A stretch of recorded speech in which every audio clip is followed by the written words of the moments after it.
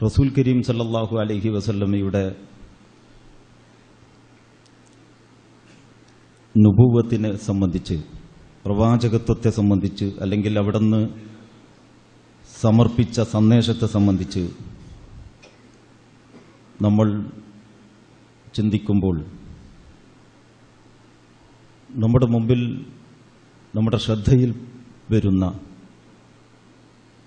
വളരെ പ്രധാനപ്പെട്ട ചില സവിശേഷതകളുണ്ട്, പ്രത്യേകതകളുണ്ട്. ആ ഗണത്തിൽ ഒന്നാം സ്ഥാനത്ത് നിൽക്കുന്ന കാര്യമാണ് റസൂലുള്ളാഹി സ്വല്ലല്ലാഹു അലൈഹി വസല്ലമയുടെ ദൗത്യം എല്ലാ അർത്ഥത്തിലും സമഗ്രവും സമ്പൂർണവുമായ ഒരു ദൗത്യമായിരുന്നു എന്നുള്ളത്. മുഹമ്മദ് നബി സല്ലല്ലാഹു അലൈഹി വസല്ലമയുടെ മാതൃകയുടെ പ്രത്യേകതയും അതാണ്. ആ മാതൃക സമഗ്രമായ മാതൃകയാണ്. ജീവിതത്തിന്റെ ഏതു മേഖലയിൽ, ഏത് കാര്യത്തിൽ ഏർപ്പെടുന്ന ആൾക്കും റസൂലുള്ളാഹി സ്വല്ലല്ലാഹു അലൈഹി വസല്ലമയിൽ നിന്ന് ജീവിത വ്യവഹാരത്തിന്റെ സാൻമാർഗിക വിധികൾ ലഭിക്കും. സാൻമാർഗിക വിധികളെ കിട്ടൂ. വ്യത്യസ്ത മേഖലകളിൽ പ്രവർത്തിച്ചുകൊണ്ടിരിക്കുന്ന ആളുകൾക്ക് അവരേർപ്പെട്ടുകൊണ്ടിരിക്കുന്ന കാര്യങ്ങൾക്ക് ആവശ്യമായ മുഴുവൻ വിവരവും നൽകുക എന്നത് റസൂലിന്റെ പണിയല്ല. അത് എല്ലാ മനുഷ്യർക്കും അവരവരുടെ കഴിവനുസരിച്ച് കണ്ടെത്താവുന്നതാണ്. പക്ഷേ ആ മേഖലയിലൊക്കെയും ദീനിന്റെ ഒരു അടിത്തറയുണ്ടാകും. ആ അടിത്തറ അങ്ങനെ വ്യക്തികൾക്ക് കണ്ടെത്താൻ കഴിയില്ല. വളരെ ചെറിയ ഉദാഹരണമാണ്. നമ്മൾ വാച്ച് കെട്ടുന്നു. ആരെങ്കിലും എൻ്റെ ഈ പ്രസ്താവന തെറ്റിദ്ധരിക്കുമോ എന്ന് കരുതിയാണ് ഞാൻ 2 വാചകങ്ങൾ കൂടി അതിനെപ്പറ്റി പറയുന്നത്. റസൂലുള്ളാഹി സ്വല്ലല്ലാഹു അലൈഹി വസല്ലം നമ്മൾ അറിഞ്ഞിടത്തോളം വാച്ച് ഉപയോഗിച്ചിട്ടില്ല. സമയമറിയാൻ പ്രകൃതിയെ അവലംബിക്കുന്ന മാർഗമാണ് അന്നുള്ളത്. ഇന്ന് പല രൂപത്തിലുള്ള വാച്ചുണ്ട്. പണ്ട് കഴുത്തിൽ തൂക്കുന്ന വാച്ചുണ്ടായിരുന്നു കുറെ കൊല്ലങ്ങൾക്ക് മുമ്പ്. അന്ന് കയ്യിൽ കെട്ടുന്നത് കണ്ടുപിടിക്കപ്പെട്ടിട്ടില്ല. ഇപ്പോൾ ഓരോരുത്തരുടെ കയ്യിലും സമയമറിയാനുള്ള പല സംവിധാനങ്ങളുമുണ്ട്. അപ്പൊ ഇതിന്റെ ഏത് കമ്പനിയുടെ ഏത് സ്വഭാവത്തിലുള്ള ഒരു ഉപകരണം സമയമറിയാൻ ഉപയോഗിക്കണം, അത് പഠിപ്പിക്കാനല്ല റസൂലുള്ള വന്നത്. പക്ഷെ അങ്ങനെ ഏത് ഉപകരണം ഉപയോഗിക്കുമ്പോഴും അതിൽ പാലിക്കേണ്ടുന്ന ദീനുണ്ടാകും. ഉദാഹരണത്തിന് സ്വർണത്തിന്റെ വാച്ച് പറ്റുകയില്ല. ആണുങ്ങൾക്ക്, പുരുഷന്മാർക്ക് സ്വർണത്തിന്റെ വാച്ച് പറ്റുകയില്ല, അൽ ഹറാമാണ്. അല്ലെങ്കിൽ ഹലാലല്ലാത്ത മാർഗേണ സമ്പാദിച്ച പണം കൊണ്ട് വാങ്ങിയ വാച്ച് പറ്റുകയില്ല. അപ്പോൾ വളരെ സാധാരണവും ലളിതവും നിസ്സാരവുമായ ഏത് വിഷയം നിങ്ങളെടുത്ത് ചിന്തിച്ചാലും അതിന്റെ സാൻമാർഗിക വിധിയെ അള്ളാഹുവിന്റെ റസൂലിൽ നിന്ന് നമുക്ക് ലഭിക്കൂ. അതേ ലഭിക്കേണ്ടതുള്ളൂ. സൂര്യൻ കിഴക്കുദിക്കുന്നു എന്ന് പറയാൻ ഒരു നബി വരേണ്ടതില്ല. സൂര്യൻ പടിഞ്ഞാറാണ് അസ്തമിക്കുക എന്ന് പഠിപ്പിക്കാൻ ഒരു പ്രവാചകന്റെ ആവശ്യമില്ല. അത് പ്രകൃതിപരമായ ഒരു പ്രതിഭാസവും ഒരു യാഥാർത്ഥ്യവുമാണ്. എല്ലാ മനുഷ്യർക്കും അതറിയാം. അതുകൊണ്ട് ഈത്തപ്പനയിൽ ആൺവൃക്ഷത്തിന്റെ പൂക്കൾ പെൺവൃക്ഷത്തിന്റെ പൂക്കളിൽ സമ്മേളിച്ചാണ് അതിന്റെ പരാഗണം നടക്കുന്നത് എന്ന് പഠിപ്പിക്കാൻ പ്രവാചകൻ വന്നിട്ടില്ല. അത് ആ ജനതക്കറിയാവുന്ന ഒരു സമ്പ്രദായമാണ്. അതേസമയം അങ്ങനെ ഹലാലായ മാർഗേണ കൃഷി ഉണ്ടാക്കുമ്പോൾ ഇന്ന കാര്യങ്ങൾ പരിഗണിക്കണം. അത് റസൂലുള്ളാഹി സ്വല്ലല്ലാഹു അലൈഹി വസല്ലം പറഞ്ഞിട്ടുണ്ട്. അപ്പൊ റസൂലുള്ളയിൽ മാതൃകയുണ്ട് എന്ന് പറഞ്ഞാൽ അതിന്റെ അർത്ഥം മനുഷ്യ ജീവിതത്തിന്റെ മതപരം ഭൗതികം എന്ന വിവേചനം കൂടാതെ, ആ വിവേചനത്തിന് യാതൊരു അടിസ്ഥാനവുമില്ല. അത് എങ്ങനെയാണ് മുസ്ലിം സമൂഹത്തിന്റെ മനസ്സിൽ കടന്നുകൂടിയത് എന്നതിനെപ്പറ്റി നമ്മൾ ഒരുപാട് ആഴത്തിൽ പഠിക്കേണ്ടതാണ്. എവിടെ നിന്ന് ഇത്തരം ഒരു ചിന്താഗതി വന്നു? ഞാൻ ഈ ഒരു വശം പല ഘട്ടങ്ങളിലും പല ഭാഷയിലും ആവർത്തിച്ച് പറഞ്ഞുകൊണ്ടിരുന്നിട്ടുള്ളത് ഈ ഒരു ജാഹിലിയ മനസ്സ് നമ്മുടെ ഹൃദയങ്ങളിൽ അത്രയും ആഴത്തിൽ വേരൂന്നിയിരിക്കുന്നു എന്നതുകൊണ്ടാണ്. ഇസ്ലാമിക ജീവിത കാഴ്ചപ്പാടനുസരിച്ച് മതപരമായ കാര്യം, ഭൗതികമായ കാര്യം, ഇങ്ങനെ 2 കാര്യങ്ങളില്ല. മതപരമായ നേതൃത്വം, ഭൗതികമായ നേതൃത്വം, അങ്ങനെ 2 നേതൃത്വങ്ങളുമില്ല. അപ്പൊ റസൂലുള്ളയുടെ സന്ദേശം സമഗ്രമാണ് എന്ന് പറഞ്ഞാൽ അതിന്റെ അർത്ഥം അവിടുത്തെ അവിടുത്തെ ആ പ്രവാചകൻ ഒരു നേതാവെന്ന നിലക്ക് മുഴുസമയവും നമ്മൾ പിൻപറ്റാൻ ബാധ്യസ്ഥരാണ് എന്നാണ്. അതിന്റെ വേറൊരർത്ഥം ഈ റസൂലുള്ളാഹി സ്വല്ലല്ലാഹു അലൈഹി വസല്ലം അല്ലാഹുവല്ലാത്ത വേറെ ഒരാളെയും ഒരു കാര്യത്തിലും അനുസരിച്ചിരുന്നില്ല എന്നുള്ളതാണ്. നമ്മൾ എന്തുകൊണ്ട് റസൂലിനെ മുഴുസമയവും പിൻപറ്റുന്നു എന്ന ഒരു ചോദ്യമുണ്ടല്ലോ. നമ്മുടെ വേറെ ഒരു നേതാവിനെയും നമുക്കൊരു പക്ഷെ അങ്ങനെ മുഴുസമയവും ധൈര്യമായിട്ട് പിൻപറ്റാൻ പറ്റുകയില്ല. അത് ഒരു ഇങ്ങനെ ഖുർആനും സുന്നത്തും അനുസരിച്ച് ജീവിതം മുഴുക്കെ ക്രമീകരിച്ച ഒരു നേതാവല്ലെങ്കിൽ, ജീവിതം മുഴുക്കെ ഖുർആനും സുന്നത്തും പിൻപറ്റുന്ന ഒരു നേതാവിനെ ഖുർആനിനും സുന്നത്തിനും എതിരാകാത്തിടത്തോളം ജീവിതത്തിൽ മുഴുസമയവും നമുക്ക് പിൻപറ്റാം. പക്ഷെ റസൂലുള്ളാഹി സ്വല്ലല്ലാഹു അലൈഹി വസല്ലമയുടെ വിഷയത്തിൽ ഇങ്ങനത്തെ ഒരു വ്യവസ്ഥയുടെ ആവശ്യമില്ല. ഏത് വ്യവസ്ഥയുടെ? റസൂലുള്ള പറയുന്നത് അള്ളാഹുവിന്റെ കൽപ്പനയ്ക്ക് വിധേയമാണെങ്കിൽ നമ്മൾ അനുസരിക്കണം, അല്ലെങ്കിൽ അനുസരിക്കണ്ട. അങ്ങനെ ഒരു വ്യവസ്ഥയുടെ പ്രശ്നമില്ല. കാരണം റസൂലായതിനു ശേഷം സ്വന്തം നിലക്ക് സ്വന്തം ഇഷ്ടപ്രകാരം സംസാരിക്കുകയില്ല എന്നുള്ളതാണ്. ഒരു മനുഷ്യൻ എന്ന ഒരവസ്ഥയും റസൂലിനുണ്ട്. പക്ഷേ മനുഷ്യൻ എന്ന അവസ്ഥയിലല്ല, പ്രവാചകൻ എന്ന അവസ്ഥയിൽ റസൂലുള്ളാഹി സ്വല്ലല്ലാഹു അലൈഹി വസല്ലമ പറയുന്നതും പഠിപ്പിക്കുന്നതുമാണ് നമ്മൾ പിൻപറ്റാൻ ബാധ്യസ്ഥരായിട്ടുള്ളത്. വമാ അർസൽനാ മിർ റസൂലിൻ ഇല്ലാ ലിയുതഅ ബിഇദ്നില്ലാഹ്. അല്ലാഹു സുബ്ഹാനഹു വ തആല പറയുന്നു, അല്ലാഹുവിന്റെ അനുവാദപ്രകാരം അനുസരിക്കപ്പെടാൻ വേണ്ടിയല്ലാതെ ഒരു പ്രവാചകനെയും അയച്ചിട്ടില്ല. അല്ലാഹുവിന്റെ അനുവാദപ്രകാരം അനുസരിക്കാൻ വേണ്ടിയല്ലാതെ എന്നല്ല, അനുസരിക്കപ്പെടാൻ വേണ്ടിയല്ലാതെ എന്നാണ്. എന്ന് പറഞ്ഞാൽ അതിന്റെ അർത്ഥം ഈ പ്രവാചകൻ അല്ലാഹുവല്ലാത്ത വേറെ ഒരാളെയും അനുസരിക്കുകയില്ല. പ്രവാചകന് കിട്ടുന്ന നിർദ്ദേശങ്ങൾ മുഴുക്കെ അല്ലാഹുവിൽ നിന്നാണ്. ആ പ്രവാചകൻ വന്ന ഏത് പ്രവാചകനായാലും ഓരോ പ്രവാചകൻ വന്ന കാലത്തും ആ നാട്ടിൽ വേറെയും ഒരുപാട് നേതാക്കന്മാരുണ്ട്. ഭൂജന്മികളും മുതലാളിമാരുമായ പല ആളുകളുമുണ്ട്. ഇവർക്കൊക്കെ ഒരുപക്ഷെ പ്രവാചകന്മാരുടെ മേൽ ഏതോ അർത്ഥത്തിലുള്ള അധികാരവും ഉണ്ടാകാം. ഉദാഹരണത്തിന് മൂസാ നബി അലൈഹിസ്സലാം ഫറോവയുടെ കൊട്ടാരത്തിലായതുകൊണ്ട് ഫറോവക്ക് മൂസാ നബി അലൈഹിസ്സലാമിന്റെ മേൽ ഒരു തരം അധികാരമുണ്ട്. എന്തധികാരമുണ്ടായാലും മൂസാ നബി അലൈഹിസ്സലാത്തു വസ്സലാം ഫറോവയുടെ ഒരു നിർദ്ദേശം പിൻപറ്റുന്ന പ്രശ്നമേയില്ല അള്ളാഹുവിനെതിരായ കാര്യത്തിൽ. എന്തുകൊണ്ട്? ഇപ്പൊ ഇവിടെ നിൽക്കുന്ന ഒരാളോട് അങ്ങോട്ട് മാറി നിൽക്കൂ എന്ന് പറയുമ്പോൾ മാറി നിൽക്കുന്നത് അള്ളാഹുവിന്റെ കൽപ്പനയ്ക്കെതിരാവുന്ന ഒരനുസരണമല്ല. അത് വളരെ നിസ്സാരമായൊരു കാര്യമാണ്. അതേസമയം അള്ളാഹുവിന്റെ കൽപ്പനയ്ക്കെതിരായ ഒരു വിഷയത്തിൽ ഫറോവയുടെ ഒരു കൽപ്പന മൂസാ നബി അലൈഹി സ്വലാം അനുസരിക്കുകയില്ല. ഇതുപോലെ ഇത് തന്നെയാണ് എല്ലാ പ്രവാചകന്റെയും കാര്യം. അപ്പൊ വമാ അർസൽനാ മിർ റസൂലിൻ ഇല്ലാ ലിയുതഅ ബിഇദ്നില്ലാഹ്, അള്ളാഹുവിന്റെ അനുവാദപ്രകാരം അനുസരിക്കപ്പെടാനാണ് പ്രവാചകൻ വന്നിട്ടുള്ളത്. അതായത് പ്രവാചകൻ അള്ളാഹുവിനെ അനുസരിക്കുന്നു, നമ്മളെല്ലാവരും പ്രവാചകനെ അനുസരിക്കുന്നു.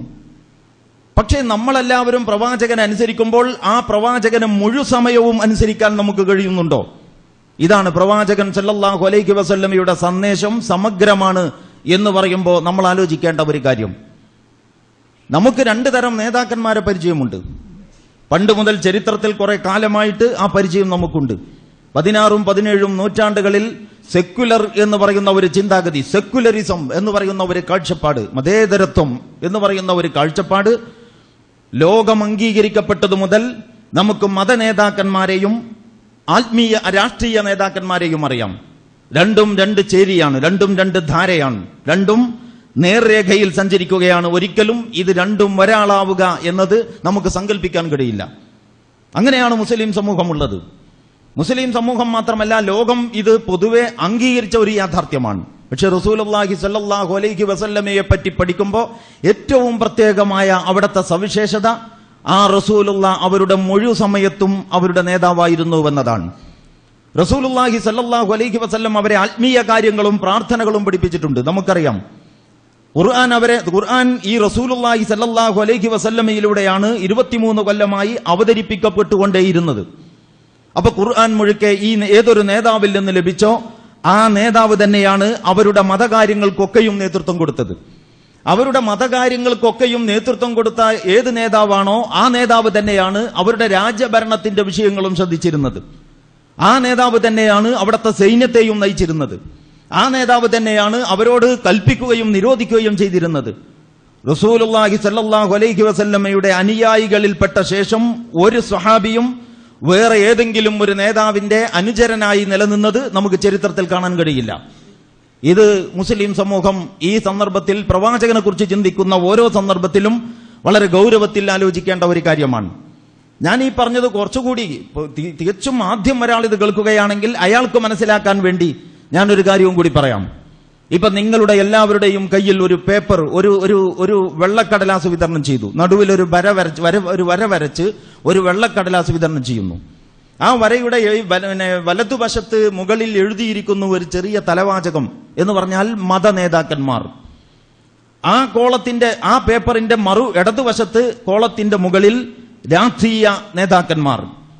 ഇങ്ങനെ രണ്ട് കോളമാക്കി തിരിച്ചതിന് ശേഷം നിങ്ങൾക്കെല്ലാവർക്കും ആ പേപ്പർ തരികയാണ്.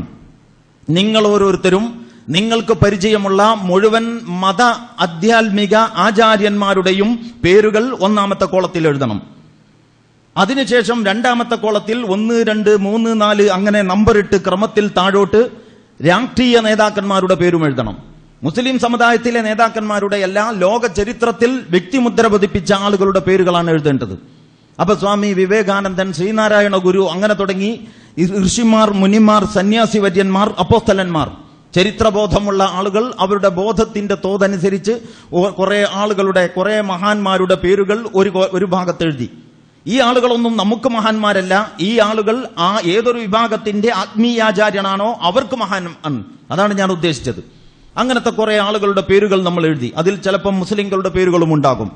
അത്രയധികം പഠിച്ചിട്ടില്ലാത്ത ഒരാൾ അബ്ദുൽ ഖാദർ ജീലാനി എന്ന് അവിടെ എഴുതി വെക്കും, അല്ലെങ്കിൽ അഹമ്മദുൽ കബീർ റിഫായി എന്ന് ആ കൂട്ടത്തിൽ എഴുതി വെക്കും. കാരണം അയാൾ കരുതുന്നു അഹമ്മദുൽ കബീർ റിഫായി അല്ലെങ്കിൽ ഷെയ്ഖ് അബ്ദുൽ ഖാദർ ജീലാനി പോലെയുള്ള ആളുകൾ തസവുഫിന്റെ നേതാക്കന്മാരാണ്. തസവുഫ് എന്ന് പറയുന്നത് ആത്മീയ മേഖലയിലെ ഒരു വൈജ്ഞാനിക ശാഖയാണ്. ഇസ്ലാമിക സമൂഹത്തിലെ ആത്മീയ മേഖലയിലെ ഒരു വൈജ്ഞാനിക ശാഖയാണ് തസവുഫ്.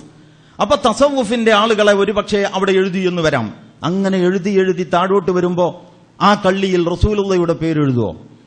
റസൂലുള്ളാഹി സ്വല്ലല്ലാഹു അലൈഹി വസല്ലമയെ കുറിച്ച് പ്രാഥമികമായി വിവരമുള്ള ഒരാൾ ഈ മതാചാര്യന്മാരുടെ ലിസ്റ്റിൽ അതിന്റെ മേലെയോ അല്ലെങ്കിൽ അതിന്റെ കൂട്ടത്തിൽ താഴെയോ റസൂലുള്ളയുടെ പേര് എഴുതൂല. റസൂലുള്ള അതിൽ ഫിറ്റല്ല എന്ന് നമുക്ക് വളരെ പെട്ടെന്ന് മനസ്സിലാകും. തൊട്ട് രണ്ടാമത്തെ കോളമുണ്ട് ഇടതുഭാഗത്ത്. കാർത്തേജിലെ ഹാനിബാൽ, റോമിലെ സീസർ, മാസിഡോണിയയിലെ അലക്സാണ്ടർ, യൂറോപ്പിലെ Napoleon, Abraham Lincoln, George Washington, ഇങ്ങനെ ലോക ചരിത്രത്തിൽ വ്യക്തിമുദ്ര പതിപ്പിച്ച കുറെ ജേതാക്കളും യോദ്ധാക്കളുമുണ്ട്. ഇത് ചരിത്രം അംഗീകരിച്ച ഒരു വസ്തുതയാണ്. ഈ ആളുകളുടെ കൂട്ടത്തിൽ ഇവരുടെ പേരെഴുതുന്ന ക്രമത്തിൽ റസൂലുള്ളാഹി സ്വല്ലല്ലാഹു അലൈഹി വസല്ലമ മക്കയും മദീനയും അടങ്ങുന്ന ഒരു രാഷ്ട്രത്തിന്റെ ഭരണാധികാരിയും ഒരുപാട് യുദ്ധം നയിച്ച നേതാവും പടനായകനുമാണ് എന്ന് കരുതി റസൂലുള്ളയുടെ പേര് എഴുതി വെക്കാൻ പറ്റുമോ? യാഥാർത്ഥ്യം പറഞ്ഞാൽ റസൂലുള്ളാഹി സ്വല്ലല്ലാഹു അലൈഹി വസല്ലം ഒന്നാമത്തെ കോളത്തിലോ രണ്ടാമത്തെ കോളത്തിലോ ഒതുങ്ങുന്നില്ല. നമുക്ക് പരിചയമുള്ള ഏത് നേതാവും ഇതിലേതെങ്കിലും ഒരു കോളത്തിൽ ഒതുങ്ങും. പക്ഷെ റസൂലുള്ളാഹി സ്വല്ലല്ലാഹു അലൈഹി വസല്ലമെ അത് ആ വ്യക്തിത്വത്തോട് നീതി പുലർത്തിയാണ് എഴുതുന്നതെങ്കിൽ, ചരിത്ര യാഥാർത്ഥ്യങ്ങൾ മുഴുവൻ മുമ്പിൽ വെച്ചുകൊണ്ടാണ് രേഖപ്പെടുത്തുന്നതെങ്കിൽ, ഈ രണ്ട് കോളത്തിലും നിറഞ്ഞു നിൽക്കത്തക്ക വിധം റസൂലുള്ളയുടെ പേര് എഴുതി വെക്കേണ്ടി വരും. കാരണം റസൂലുള്ളാഹി സ്വല്ലല്ലാഹു അലൈഹി വസല്ലം ശുദ്ധ ആധ്യാത്മിക കാര്യങ്ങൾ പഠിപ്പിച്ചിട്ടുണ്ട്. ഈ ആധ്യാത്മിക ആചാര്യന്മാരായി അറിയപ്പെടുന്ന ആളുകളുടെ ആത്മീയ ബോധത്തെയും അത്ഭുതപ്പെടുത്തുന്ന രീതിയിൽ ഉള്ള ആത്മീയത റസൂലുള്ളാഹി സ്വല്ലല്ലാഹു അലൈഹി വസല്ലമയിൽ നിന്ന് നമുക്ക് ലഭിച്ചിട്ടുണ്ട്. അവിടെ നിന്ന് രാത്രിയിൽ ഏറെ നിന്ന് നമസ്കരിച്ചിട്ട് അങ്ങനെ അതിന്റെ ദൈർഘ്യം കാരണം റസൂലുള്ളാഹി സ്വല്ലല്ലാഹു അലൈഹി വസല്ലമയുടെ കാലിലേക്ക് നീരിറങ്ങി. അങ്ങനെ നീർക്കെട്ടിയ കാലുമായിട്ട് സ്വഹാബത്ത് റസൂലുള്ളയെ കണ്ടു. എന്തിനാ റസൂലെ നിങ്ങൾ ഇങ്ങനെ ബുദ്ധിമുട്ടുന്നു? താങ്കൾക്ക് കഴിഞ്ഞു പോയതും വരാനിരിക്കുന്നതുമായ മുഴുവൻ പാപങ്ങളും അല്ലാഹു പുറത്തു തന്നതല്ലേ, എന്തിനാ നിങ്ങൾ ഇങ്ങനെ ബുദ്ധിമുട്ടുന്നത്? റസൂലുള്ളാഹി സ്വല്ലല്ലാഹു അലൈഹി വസല്ലമ മറുപടി പറഞ്ഞു, അഫല അകൂന അബ്ദൻ ശകൂറ. പാപം പൊറുക്കപ്പെട്ടോ ഇല്ലയോ എന്നതല്ലല്ലോ വിഷയം. ഞാൻ എന്റെ യജമാനന്റെ മുമ്പിൽ ഒരു നന്ദിയുള്ള ദാസനാകേണ്ടതില്ലേ? അതാണ് വിഷയം. ഞാൻ എന്റെ യജമാനന്റെ മുമ്പിൽ അവന്റെ അനുഗ്രഹങ്ങളാണ് എന്റെ ജീവിതത്തിന്റെ നിലനിൽപ്പ്.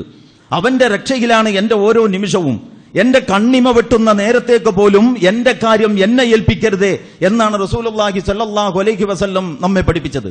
ഇത്രമാത്രം അല്ലാഹുവുമായി അഗാധ ബന്ധം സ്ഥാപിച്ച ഒരു ആത്മീയ നേതാവിനെ നിങ്ങൾക്ക് വേറെ അറിയുമോ? അവിടുന്ന് രാത്രിയിൽ ഇരുന്ന് തേങ്ങി കരഞ്ഞുകൊണ്ടിരിക്കുകയാണ്. മരണാനന്തര ജീവിതത്തിന്റെ ഭയവിഹ്വലമായ രംഗങ്ങൾ ഓർത്തുകൊണ്ടാണ് കരയുന്നത്. ചില സന്ദർഭത്തിൽ അവിടുന്ന് വളരെ വലിയ അസ്വസ്ഥനാണ്. എന്താണ് റസൂലെ അസ്വസ്ഥതയുടെ കാരണം? അവിടുന്ന് പറയുന്നു ലോകാവസാനത്തിന്റെ ഭീകരത. യാ അയ്യുഹന്നാസു ഇത്തഖൂ റബ്ബക്കുമുല്ലദീ യാ അയ്യുഹന്നാസു ഇത്തഖൂ റബ്ബക്കും ഇന്ന സൽസലത സാഅത്തി ലശൈഉൻ അളീം യൗമ തറൗനഹ തദ്ഖലു കുല്ലു മുർളിഅത്തിൻ അമ്മാ അർളഅത് വതളഉ കുല്ലു ദാത്തി ഹംലിൻ ഹംലഹ വതറന്നാസ സുക്കാറാ വമാ ഹും ബിസുക്കാറാ വലാകിന്ന അദാബല്ലാഹി ശദീദ്. സൂറത്തുൽ ഹജ്ജിന്റെ തുടക്കം തന്നെ ഇങ്ങനെയാണ്: ഏ ജനങ്ങളെ, നിങ്ങൾ നിങ്ങളുടെ റബ്ബിനെ സൂക്ഷിക്കണം. അന്ത്യദിനത്തിന്റെ ആ വിഹ്വലതയുണ്ടല്ലോ, ഇന്ന സൽസലത സാഅത്തി ലശൈഉൻ അളീം, അത് ഭീകരമായ ഒരു സംഭവമാണ്. നിങ്ങൾ വിചാരിക്കുന്നത് പോലെയല്ല. ചെറിയ ചെറിയ സൂറത്തുകൾ നിങ്ങൾ എടുത്ത് വായിച്ചു നോക്ക്. ഏത് അൽ ഖാരിഅ, അൽ ഹാഖ, ഇദാ വഖഅത്തിൽ വാഖിഅ, ഇദാ സുൽസിലത്തിൽ അർദു സിൽസാലഹ, ഇദാ ശംസു കുവ്വിറത്, ഇദാ സമാഉ ശഖത്ത്, ഇങ്ങനെ തുടങ്ങി നിരവധി അധ്യായങ്ങളുണ്ടല്ലോ.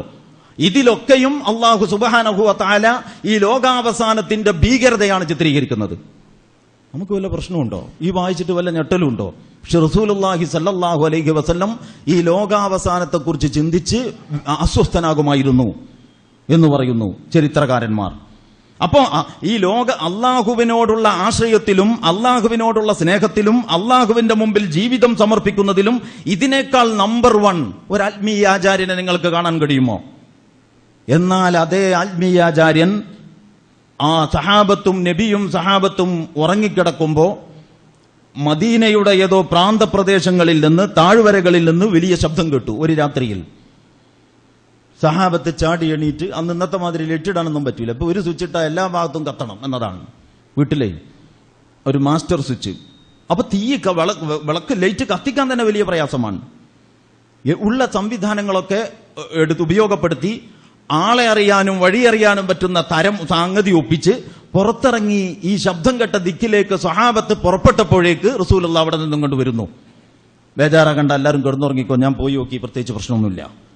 അപ്പൊ ഈ ജനതയുടെ നായകൻ ആ നാട്ടിലുണ്ടാകുന്ന പ്രശ്നങ്ങളിൽ ഒന്നാമനായിട്ട് രംഗത്തുണ്ട്.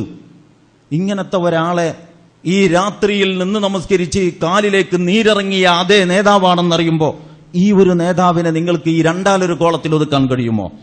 ഇതാണ് റസൂലുള്ളാഹിയുടെ ജീവിതം, ഇതാണ് റസൂലുള്ളാഹിയുടെ മാതൃക. ഇവിടെ ഭരണം, രാഷ്ട്രീയം, കല, സാഹിത്യം, കൃഷി, കച്ചവടം, വ്യവസായം, വാണിജ്യം, ആരാധന, മതം, കുടുംബം ഒന്നും ഈ രേഖയിൽ, ഈ കോർവയിൽ ചേരാത്തതായിട്ടില്ല. നമ്മൾ ധരിക്കുന്നു ഇതൊക്കെ കൂടി ഒന്നിച്ചു ചേരുകയില്ല എന്ന്. ആരെങ്കിലും ചേർക്കണമെന്ന് പറഞ്ഞാൽ അത് മതരാഷ്ട്രവാദമാണ് എന്നാണ് നമ്മുടെ മതപണ്ഡിതന്മാർ നമ്മളെ പഠിപ്പിച്ചുകൊണ്ടിരിക്കുന്നത്. പക്ഷേ അള്ളാഹുവിന്റെ റസൂലിൽ നമുക്ക് കാണുന്നു ഇതെല്ലാം മനോഹരമായിട്ട് ഒരൊറ്റ കോർവയിൽ ചേർന്ന് നിൽക്കുകയാണ്. അതാണ് റസൂലുള്ളാഹി സ്വല്ലല്ലാഹു അലൈഹി വസല്ലമയുടെ മാതൃക. സമഗ്രമാണ് എന്ന് പറയുമ്പോൾ അതിന്റെ അർത്ഥം ഇങ്ങനത്തെ ഒരു നേതാവിനെ പിൻപറ്റാൻ നമുക്ക് കഴിയുമോ? ഇപ്പൊ ഞാൻ ഇവിടെ വെച്ച് പറയാണ്, എന്ത് നമ്മുടെ ഈ ഖുലഫാഉർ റാഷിദയിൽപ്പെട്ട 4 മഹാന്മാരായ ഭരണാധികാരികൾ ഉണ്ടല്ലോ എന്ന് പറഞ്ഞാൽ അബൂബക്കർ മുതൽ അലി റളിയല്ലാഹു അൻഹും ഇവർ വരെയുള്ള ആളുകൾ, അല്ലെങ്കിൽ സ്വർഗം കൊണ്ട് ജീവിച്ചിരിക്കുന്ന കാലത്ത് തന്നെ റസൂലുള്ളാഹി സ്വല്ലല്ലാഹു അലൈഹി വസല്ലമയുടെ നാവിനാൽ സ്വർഗം കൊണ്ട് സന്തോഷ വാർത്ത അറിയിക്കപ്പെട്ട 10 പേരുണ്ട്. നിങ്ങൾ ചരിത്രം പരിശോധിച്ച് നോക്കൂ. സഹാബിമാരുടെ കൂട്ടത്തിൽ യുദ്ധങ്ങളിലും സൈന്യം നയിക്കലുകളിലും പോരാട്ടങ്ങളിലും മുൻനിരയിലുണ്ടായിരുന്ന സാമൂഹ്യ രംഗത്ത് നിറഞ്ഞു നിന്ന വ്യക്തിത്വങ്ങളാണ് അവർ. അതേസമയം അതേ റസൂലുള്ളാഹിന്റെ സംഘത്തിൽ തന്നെ ഈ ഇത്തരം കാര്യങ്ങളിൽ അത്ര സജീവത ഇല്ലാതെ അത്യാവശ്യം സാന്നിധ്യം അറിയിച്ച് പ്രാർത്ഥനകളിലും ദിക്റുകളിലുമായിട്ട് മുഴുകി നിന്ന ആളുകളുണ്ട്. സ്വർഗം കൊണ്ട് സന്തോഷ വാർത്ത അറിയിക്കപ്പെട്ടവർ ആ ലിസ്റ്റിൽപ്പെട്ടവരല്ല, ഈ ലിസ്റ്റിൽപ്പെട്ടവരാണ്. അത് വേറൊരു വിഷയം ഞാൻ കൂട്ടത്തിൽ പറഞ്ഞതാണ്. ഇപ്പൊ ഞാൻ പറയാൻ പോണ വിഷയം എന്താണെന്ന് ചോദിച്ചാൽ, ഇവരിൽ ആരെങ്കിലും ഒരു മഹാനെ പറ്റി, സ്വർഗം കൊണ്ട് സന്തോഷ വാർത്ത അറിയിക്കപ്പെട്ട 10 പേരിൽ ഒരാളെ പറ്റി, അല്ലെങ്കിൽ ഖുലഫാഉർ റാഷിദുകളിലെ 4 ആളെ പറ്റിയോ അല്ലെങ്കിൽ അതിൽ ഒരാളെ പറ്റിയോ റസൂലുള്ളാഹി സ്വല്ലല്ലാഹു അലൈഹി വസല്ലമയുടെ പിന്നിൽ നിന്ന് അസർ നമസ്കരിച്ച ശേഷം ഇവർ അബൂജഹലിന്റെയോ ഉത്തുബത്തിന്റെയോ സൈബത്തിന്റെയോ കൊടി പിടിച്ച് സിന്ദാബാദ് വിളിക്കലായിരുന്നു പണി എന്ന് പറഞ്ഞാൽ അത് ഖുതുബെ പറഞ്ഞാലും നമുക്ക് സഹിക്കൂല. ഖത്തീബ് പറഞ്ഞത് വളരെ വിവരക്കേടാണ്. മഹാന്മാരെ അങ്ങനെ അവഹേളിക്കാൻ പാടില്ല. അപ്പൊ ഇതാണ് നിലപാട് അവരുടേത് എന്ന് പറഞ്ഞാൽ അത് അവഹേളനമാണ് എന്ന് നമുക്ക് ബോധ്യമുണ്ട്. നമ്മുടെ ആളുകളുടെ നിലപാട് എന്താണ്? നമ്മുടെ ഓരോ കൗമിലെ ഓരോ മെമ്പർക്കും എത്ര നേതൃത്വമാണ്? റസൂലുള്ളാഹി സ്വല്ലല്ലാഹു അലൈഹി വസല്ലമയുടെ മാതൃക സമഗ്രമാണ് എന്ന് പറയുമ്പോൾ ഈ ഒരു വൈരുദ്ധ്യം എങ്ങനെ സംഭവിച്ചു എന്നതിനെ കുറിച്ച് ചിന്തിക്കാതിരുന്നിട്ടൊരു കാര്യവുമില്ല. റസൂലുള്ളാഹി സ്വല്ലല്ലാഹു അലൈഹി വസല്ലം ഒരിക്കൽ വിരൽ കൊണ്ട് മരുഭൂമിയിൽ ഒരു വര വരച്ചു, നീളത്തിൽ ഒരു വര, വളവില്ലാത്ത ഒരു വര. എന്നിട്ട് കുറുകയും തലങ്ങും വിലങ്ങും വേറെയും വരച്ചു. എന്നിട്ട് അവിടെ നിന്ന് ഓതി, വഅന്ന ഹാദാ സിറാത്തീ മുസ്തഖീമൻ ഫത്തബിഊഹു വലാ തത്തബിഉ സുബുൽ ഫതഫറഖ ബികും അൻ സബീലിഹി ദാലികും വസ്സാകും ബിഹി ലഅല്ലകും തത്തഖൂൻ. സൂറത്തുൽ അൻആമിൽ നിങ്ങൾക്കറിയാം, ഞാൻ നേരത്തെ തുടക്കത്തിൽ ഓതി കേൾപ്പിച്ച സൂക്തം അതാണ്. വഅന്ന ഹാദാ സിറാത്തീ മുസ്തഖീമൻ ഫത്തബിഊഹു, ഇതാണ് എന്റെ മുസ്തഖീമായ വഴി. നിങ്ങൾ 5 നേരവും സിറാത്തുൽ മുസ്തഖീം ചോദിക്കുന്നുണ്ടല്ലോ അള്ളാഹിനോട്, ഇല്ലേ? അള്ളാഹ് പറയാൻ, റസൂലുള്ളാഹ് പറയാൻ, നിങ്ങൾ 5 നേരവും അള്ളാഹുവിനോട് ഇഹ്ദിനസ് സിറാത്തുൽ മുസ്തഖീം എന്ന് ചോദിക്കുന്നില്ലേ?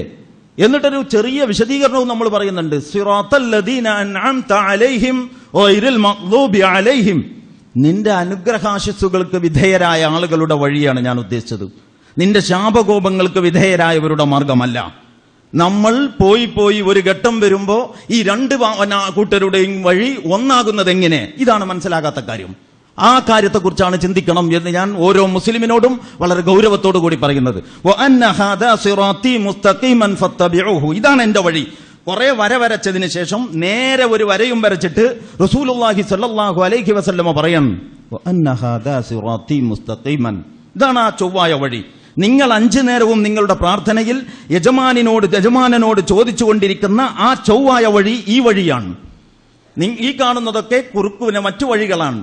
വലാ തത്തബിഉ, അതുകൊണ്ട് വഅന്ന ഹാദാ സിറാത്തീ മുസ്തഖീമൻ ഫത്തബിഊഹു, നിങ്ങൾ ഇതാണ് ആ ചൊവ്വായ വഴി, അത് നിങ്ങൾ പിൻപറ്റണം. വലാ തത്തബിഉ സുബുൽ, നിങ്ങൾ പല വഴികൾ പിൻപറ്റരുത്. ഫതഫറഖ ബികും അൻ സബീലിഹി, അത് അള്ളാഹുവിന്റെ വഴിയിൽ നിന്ന് നിങ്ങളെ തെറ്റിക്കും.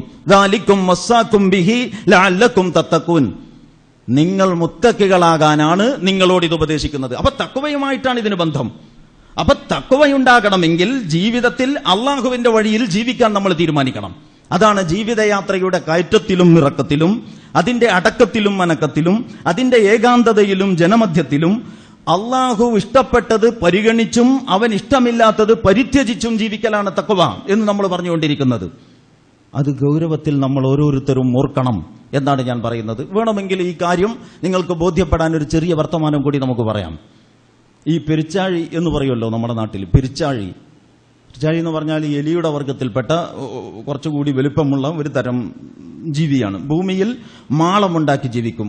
അറബിയിൽ ഈ പെരിച്ചാഴിക്ക് എർബോ എന്നാണ് പറയാ. ഡിക്ഷണറി എടുത്ത് നോക്കിയാൽ കാണാം. പെരിച്ചാഴിയുടെ മാളത്തിന് അറബി ഭാഷയിൽ നാഫിഖാ എന്നാണ് പറയാ. നാഫിഖാ, നഫഖ എന്ന് അറബിയിൽ പറഞ്ഞാൽ ദഖലൽ യർബൂഉ ഇലാ നാഫിഖാഇഹി, പെരിച്ചാഴി അതിന്റെ മാളത്തിലേക്ക് കയറി എന്നാണ് നഫഖ.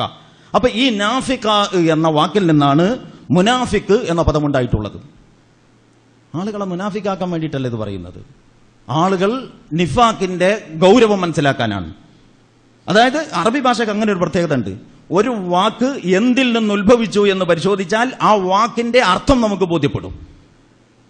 വേറൊരുപാട് ഉദാഹരണമുണ്ട്, ഇപ്പൊ അത് പറയാൻ സമയമില്ല. അപ്പോ പെരിച്ചാഴിയുടെ മാളത്തിന്റെ പേരിൽ നിന്നാണ് മുനാഫിക്ക് എന്ന ആ പ്രയോഗത്തിന്റെ പദമുണ്ടായിട്ടുള്ളത്. എന്ന് പറഞ്ഞാൽ എന്താ അതിന്റെ അർത്ഥം? കർഷകന്റെ കൃഷിയിടത്തിന്റെ പാർശ്വഭാഗത്ത്, നാടൻ ഭാഷയിൽ പറഞ്ഞാൽ വരമ്പിന്റെ പള്ളക്ക് പെരിച്ചാഴിയുടെ മാളം. ഇപ്പുറത്ത് ഒന്നുകിൽ കപ്പ, അല്ലെങ്കിൽ പയറ്, അല്ലെങ്കിൽ നെല്ല്, അതുപോലെ എന്തോ ഒരു കൃഷി. അന്ന് രാവിലെയും പുതിയ മണ്ണ് കൊണ്ടുവന്ന് തള്ളിയിട്ടുണ്ട്. അന്ന് രാവിലെയും എന്ന് പറഞ്ഞാൽ അതിന്റെ അർത്ഥം ഈ വേനൽക്കാലത്ത് രാവിലെ നമ്മൾ ചെന്ന് നോക്കുമ്പോൾ നനവുള്ള മണ്ണ് കിടക്കുന്നു എന്ന് പറഞ്ഞാൽ അതിന്റെ അർത്ഥം അവിടെ മാത്രം മഴ പെയ്തു എന്നല്ല, ഇത് അതിനകത്ത് നിന്ന് മണ്ണ് കൊടുന്ന് തള്ളിയിരിക്കുന്നു എന്നാണ്. അപ്പൊ ഇയാൾ വിചാരിച്ചു ഇതിനങ്ങനെ വിട്ടാൽ പറ്റൂല, കുറെ ദിവസമല്ല തുടങ്ങിയിട്ട്, വെള്ളം മുഴുവൻ നശിപ്പിക്കുന്നുണ്ട്. അയാൾ വീട്ടിൽ പോയിട്ട് ഒരു കൈക്കോട്ട്, പിക്കാക്സ് പോലെ മണ്ണ് കളക്കാൻ ഉപയോഗിക്കുന്ന ഒരു സാധനം, ഒരു ഉപകരണവും എടുത്തിട്ട് ഇയാൾ വന്നു. ഈ ഇളകി മണ്ണൊക്കെ ഇങ്ങോട്ട് നീക്കിയിട്ട് ഇയാളൊരു നീളം അങ്ങോട്ട് കളച്ചു. അപ്പൊ ഈ മനുഷ്യന്റെ ധാരണ ഒരു നീളം അങ്ങോട്ട് കളച്ചാൽ കുറച്ചങ്ങോട്ട് ചെല്ലുമ്പോൾ ഗതിമുട്ടി ഇതിങ്ങനെ ഇരിക്കുന്നുണ്ടാവും എന്നാണ്. കുറച്ചങ്ങോട്ട് കളച്ചു നോക്കുമ്പോൾ ഇങ്ങോട്ടൊരു വഴിയും അങ്ങോട്ടൊരു വഴിയുമുണ്ട്. അപ്പൊ ഇയാൾക്കൊരു കൺഫ്യൂഷൻ.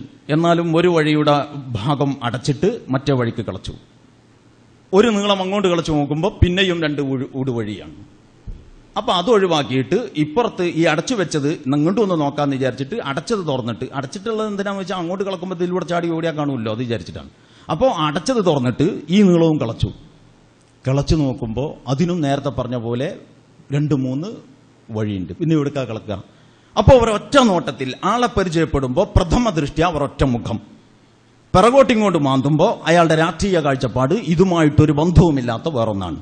അയാളുടെ കലാസാഹിത്യ രംഗത്തിലെ അയാളുടെ നിലപാട് ഇതിന് തികച്ചും വ്യത്യസ്തമായ മറ്റൊന്നാണ്. സാമ്പത്തിക രംഗത്ത് പലിശ ഉൾപ്പെടെ ആവശ്യമാണ് എന്നതാണ് അയാളുടെ വീക്ഷണം. സാമൂഹിക രംഗത്ത് സ്വവർഗരതി വിരുദ്ധമാക്കുന്നത് വലിയ അപരാധമാണ് എന്ന് കരുതുന്ന നേതാവാണ് ഇയാളുടെ നേതാവ്. അപ്പൊ എന്താണ് ഒരൊറ്റ മുഖം? അതാണ് നാഫിക്കാ.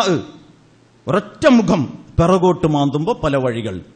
ഈ പെരിച്ചാഴിയുടെ പണി ചെയ്യരുത് എന്നാണ്, മുനാഫിക്കാകരുത് എന്ന് പറയുമ്പോൾ അള്ളാഹുവും റസൂലും ഉദ്ദേശിക്കുന്നത്.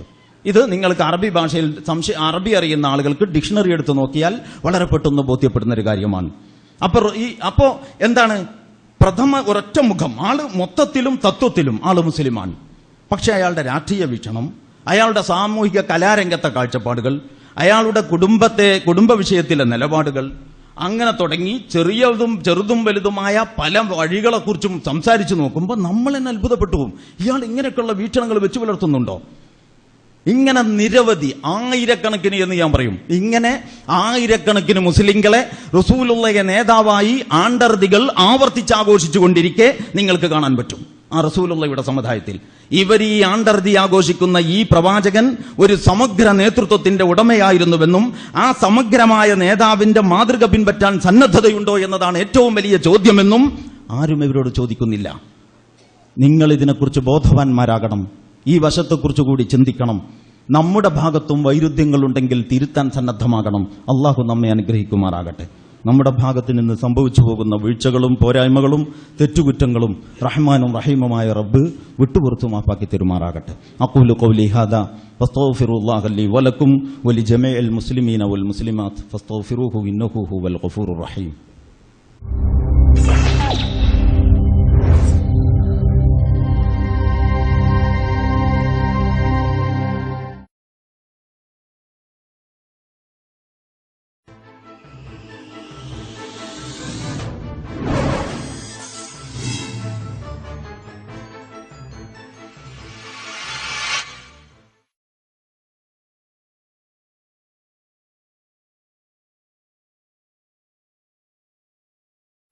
റസൂൽ കരീം സല്ലല്ലാഹു അലൈഹി വസല്ലമയുടെ നുബുവത്തിന്റെ വളരെ പ്രധാനപ്പെട്ട ഒരു സവിശേഷതയെ സംബന്ധിച്ചാണ്, അത് മുൻനിർത്തിയാണ് കഴിഞ്ഞ പ്രാവശ്യം ചില കാര്യങ്ങൾ നാം പറഞ്ഞത്. ആ സവിശേഷത സമഗ്രത എന്നുള്ളതാണ്. അതുപോലെ തന്നെ ഉള്ള മറ്റൊരു ഗുണമാണ് റസൂലുള്ളാഹി സ്വല്ലല്ലാഹു അലൈഹി വസല്ലമയുടെ ദൗത്യം മുഴുവൻ മനുഷ്യരിലേക്കുമുള്ളതാണ് എന്നുള്ളത്. ഇത് വിശുദ്ധ ഖുർആൻ അസന്നിഗ്ധമായി വ്യക്തമാക്കിയിട്ടുള്ള കാര്യമാണ്. മുമ്പ് ഒരുപാട് പ്രവാചകന്മാർ വന്നുപോയിട്ടുണ്ട്. ലക്ഷക്കണക്കിന് പ്രവാചകന്മാരുണ്ട്. ചില റിപ്പോർട്ടുകളിൽ 2,24,000 എന്ന് കാണാവുന്നതാണ്. സാധാരണ പറയാറുള്ള കണക്കനുസരിച്ച് 1,24,000. വിശുദ്ധ ഖുർആൻ 25 പ്രവാചകന്മാരുടെ കാര്യമാണ് നമ്മുടെ മുമ്പിൽ പറഞ്ഞിട്ടുള്ളൂ. 25 എന്ന് എണ്ണം പറയുകയല്ല, എണ്ണുമ്പോൾ നമുക്ക് അനുഭവപ്പെടുകയാണ് അങ്ങനെയാണ് പറഞ്ഞത് എന്ന്. അതിൽ തന്നെ പല പ്രവാചകന്മാരുടെയും പ്രബോധന പ്രവർത്തനങ്ങളെ സംബന്ധിച്ച് വിശദമായിട്ടൊന്നും ഖുർആനിൽ നിന്ന് ലഭിക്കില്ല. അവരുടെ പേര് പരാമർശിക്കുക മാത്രമേ ചെയ്തിട്ടുള്ളൂ. ചില പ്രവാചകന്മാരുടെ പ്രബോധന പ്രവർത്തനങ്ങൾ അതിൻ്റെ വ്യത്യസ്ത തലങ്ങളെ മുഖ്യ ഇതിവൃത്തമായി അള്ളാഹു അവതരിപ്പിക്കുകയും ചെയ്തിട്ടുണ്ട്. അതായത് ഒരു അവതരണത്തിൽ ഒരു വശത്തിനാണ് പ്രാധാന്യമെങ്കിൽ വേറെ ഒരു അവതരണത്തിൽ വേറെ ഒരു വശത്തിന് പ്രാധാന്യം, ഇങ്ങനെ ആവർത്തിച്ചിട്ടുണ്ട്. അപ്പോൾ ഈ ആവർത്തനങ്ങളൊക്കെയും ഒരേപോലെയുള്ള ആവർത്തനങ്ങളല്ല, ഓരോ ആവർത്തനങ്ങൾക്കും ചില ഉദ്ദേശങ്ങളുണ്ട് എന്ന് തോന്നിക്കാനാണ് ഞാൻ അങ്ങനെ പറഞ്ഞിട്ടുള്ളത്. ഇങ്ങനെ നമുക്ക് പരിചയമുള്ള ഖുർആൻ വിവരിച്ച പ്രവാചകന്മാരുടെ പ്രബോധന പ്രവർത്തനങ്ങൾ മുമ്പിൽ വെച്ച് ചിന്തിച്ചാൽ നമുക്ക് മനസ്സിലാക്കാൻ കഴിയും, ആ പ്രവാചകന്മാരൊക്കെയും മുഴുവൻ മനുഷ്യരുടെയും ഹിദായത്തിന് വേണ്ടി വന്നവരല്ല. അവർ ഹിദായത്ത് നൽകാൻ ചുമതലപ്പെടുത്തപ്പെട്ട, അവർ പ്രവർത്തിക്കാൻ ചുമതലപ്പെടുത്തപ്പെട്ട, അവർ നിയോഗിക്കപ്പെട്ട ഒരു ജനതയുണ്ടാകും, അല്ലെങ്കിൽ ഒരു പ്രദേശമുണ്ടാകും. ഏതാണ് ആ പ്രദേശം? പലപ്പോഴും ആ പ്രദേശത്തെ അല്ലെങ്കിൽ ആ ജനതയെ അങ്ങനെ തന്നെ എടുത്ത് ആ പ്രവാചകനിലേക്ക് ചേർത്ത് പറഞ്ഞതും നിങ്ങൾക്ക് കാണാൻ പറ്റും. ഉദാഹരണത്തിന് ഇദാ മദിയന അഖാഹും ശുഐബൻ വഇല ആദിൻ അഖാഹും ഹൂദൻ വഇല സമൂദ അഖാഹും സാലിഹൻ. ഇതൊക്കെ ഖുർആനിലുള്ള പ്രയോഗങ്ങളാണ്. അപ്പോ വഇല മദിയന അഖാഹും ശുഐബൻ എന്ന് പറഞ്ഞിട്ടാണ് ശുഐബ് നബി അലൈഹിസ്സലാം ആ ജനതയോട് എന്തു പറഞ്ഞു, ജനത എങ്ങനെ പ്രതികരിച്ചു എന്നിങ്ങനെയുള്ള കാര്യങ്ങൾ അള്ളാഹു അവതരിപ്പിക്കുന്നത്. ഇങ്ങനെ തന്നെയാണ് മറ്റ് പല സമൂഹത്തിന്റെയും അവസ്ഥ. അപ്പോൾ അതിൽ നിന്ന് നമുക്ക് മനസ്സിലാകുന്നു, ഈ പ്രവാചകന്മാർ ചില പ്രത്യേക ജനതയിൽ നിയോഗിക്കപ്പെട്ടവരാണ്. അവരുടെ ദൗത്യം, അവരുടെ ഉത്തരവാദിത്തം അവർ നിർവഹിച്ചു എന്ന് അവർക്ക് സംതൃപ്തി അടയാൻ ആ ജനതയിൽ അവരുടെ സന്ദേശം എത്തിയാൽ മതി. ജനത മൊത്തം അംഗീകരിക്കണോ വേണ്ടയോ അത് വേറൊരു വിഷയമാണ്. അതല്ല ഇപ്പൊ പറയുന്നത്. അവർക്കൊരു പ്രവർത്തന വൃത്തമുണ്ട്. ബനു ഇസ്രായേലിലെ കാണാതെ പോയ ആട്ടിൻ കുഞ്ഞാടുകളുടെ അടുക്കലേക്കാണ് എന്നെ നിയോഗിച്ചിട്ടുള്ളത് എന്ന് യേശുക്രിസ്തു പറയുമ്പോഴും അതാണ് ഉദ്ദേശിക്കുന്നത്. അപ്പൊ മുൻകാല പ്രവാചകന്മാർ പൊതുവെ ഓരോ ജനതയിലേക്ക് നിയോഗിക്കപ്പെട്ടവരാണ്. റസൂലുള്ളാഹി സ്വല്ലല്ലാഹു അലൈഹി വസല്ലമയെ അല്ലാഹു സുബ്ഹാനഹു വ തആല പല സ്ഥലത്തും ഈ ഒരു വശം പരിഗണിച്ചുകൊണ്ട് പരിചയപ്പെടുത്തിയിട്ടുണ്ട്. അപ്പോൾ അല്ലാഹു സുബ്ഹാനഹു വ തആല അർത്ഥശങ്കക്കിടയില്ലാത്ത വിധം വ്യക്തമാക്കുന്നത് റസൂൽ കരീം സല്ലല്ലാഹു അലൈഹി വസല്ലം മുഴുവൻ മനുഷ്യരിലേക്കും നിയോഗിതനായവരാണ് എന്നാണ്. വമാ അർസൽനാക ഇല്ലാ കാഫത്തൻ ലിന്നാസി ബശീറൻ വനദീറ. താങ്കളെ നാം മുഴുവൻ മനുഷ്യരിലേക്കും സന്തോഷവാർത്ത അറിയിക്കുന്നവനും താക്കീതുകാരനുമായിട്ടാണ് നിയോഗിച്ചിട്ടുള്ളത് എന്ന് വിശുദ്ധ ഖുർആൻ പ്രത്യേകം എടുത്തു പറയുന്നു. സൂറത്തുൽ അഅറാഫിൽ നമുക്ക് സുപരിചിതമായ ഒരു ഭാഗമുണ്ട്. പ്രവാചകനെ പരിചയപ്പെടുത്തിക്കൊണ്ടുള്ള സാമാന്യം സുദീർഘമായ 2 സൂക്തങ്ങൾ അവിടെയുണ്ട്. അല്ലദീന യത്തബിഊന റസൂലൻ നബിയൽ ഉമ്മിയല്ലദി എന്ന് തുടങ്ങുന്ന ഭാഗം. ആ ആയത്തിന് ശേഷം അല്ലദീന ആമനൂ ബിഹി വഅസ്സറൂഹു വനസറൂഹു വത്തബഉൻ നൂറല്ലദി ഉൻസില മഅഹു ഫഉലൈക ഹുമുൽ മുഫ്ലിഹൂൻ. ഖുൽ യാ അയ്യുഹൻ നാസു ഇന്നി റസൂലുള്ളാഹി ഇലൈക്കും ജമീഅൻ അല്ലദീ ലഹു മുൽക്കുസ് സമാവാതി വൽ അർദ്. ഇങ്ങനെയാണ് 2ാമത്തെ ആയത്ത് തുടങ്ങുന്നത്. പ്രവാചകരെ താങ്കൾ പ്രഖ്യാപിക്കുക, ഇന്നി റസൂലുള്ളാഹി ഇലൈക്കും ജമീഅ, ഞാൻ നിങ്ങളിൽ എല്ലാവരിലേക്കും വന്നിട്ടുള്ള പ്രവാചകനാണ്. അപ്പോൾ മുഹമ്മദ് മുസ്തഫ സല്ലല്ലാഹു അലൈഹി വസല്ലം അറേബ്യയിൽ ആ ജനസമൂഹത്തിൽ തന്റെ ദൗത്യ നിർവഹണത്തിന് ഉത്തരവാദിത്തപ്പെട്ട പ്രവാചകനല്ല. അത് പ്രവാചകൻ സല്ലല്ലാഹു അലൈഹി വസല്ലമയുടെ പ്രഥമ അഭിസംബോധിതരാണ്. ആ പ്രഥമ അഭിസംബോധിതരെ കാര്യം ബോധ്യപ്പെടുത്താനുള്ള പ്രയത്നങ്ങളിൽ ഏർപ്പെടാനേ ഒന്നാമതായി ഉത്തരവാദിത്തമുണ്ടായിരുന്നുള്ളൂ എന്നത് ശരിയാണ്. അങ്ങനെ സാധ്യമാവുകയുള്ളൂ. കാരണം ലോകാവസാനം വരെയുള്ള പ്രവാചകനാണെങ്കിൽ ലോകാവസാനം വരെയും ജീവിച്ചിരുന്നാലേ അല്ലെങ്കിൽ ദൗത്യം നിർവഹിക്കാനാവൂ. അപ്പോൾ 40-ാം വയസ്സിൽ നുബുവത്ത് കിട്ടുകയും 63-ാമത്തെ വയസ്സിൽ ലിഹലോകത്തോട് വിട പറയുകയും ചെയ്ത റസൂലുള്ളാഹി സ്വല്ലല്ലാഹു അലൈഹി വസല്ലമക്ക് ഒരു പ്രവർത്തന വൃത്തം നിശ്ചയിച്ചു കൊടുത്തതിന്റെ അർത്ഥം ആ വൃത്തത്തിൽ പ്രവാചകന്റെ ദൗത്യം പരിമിതമായിരുന്നു എന്നല്ല.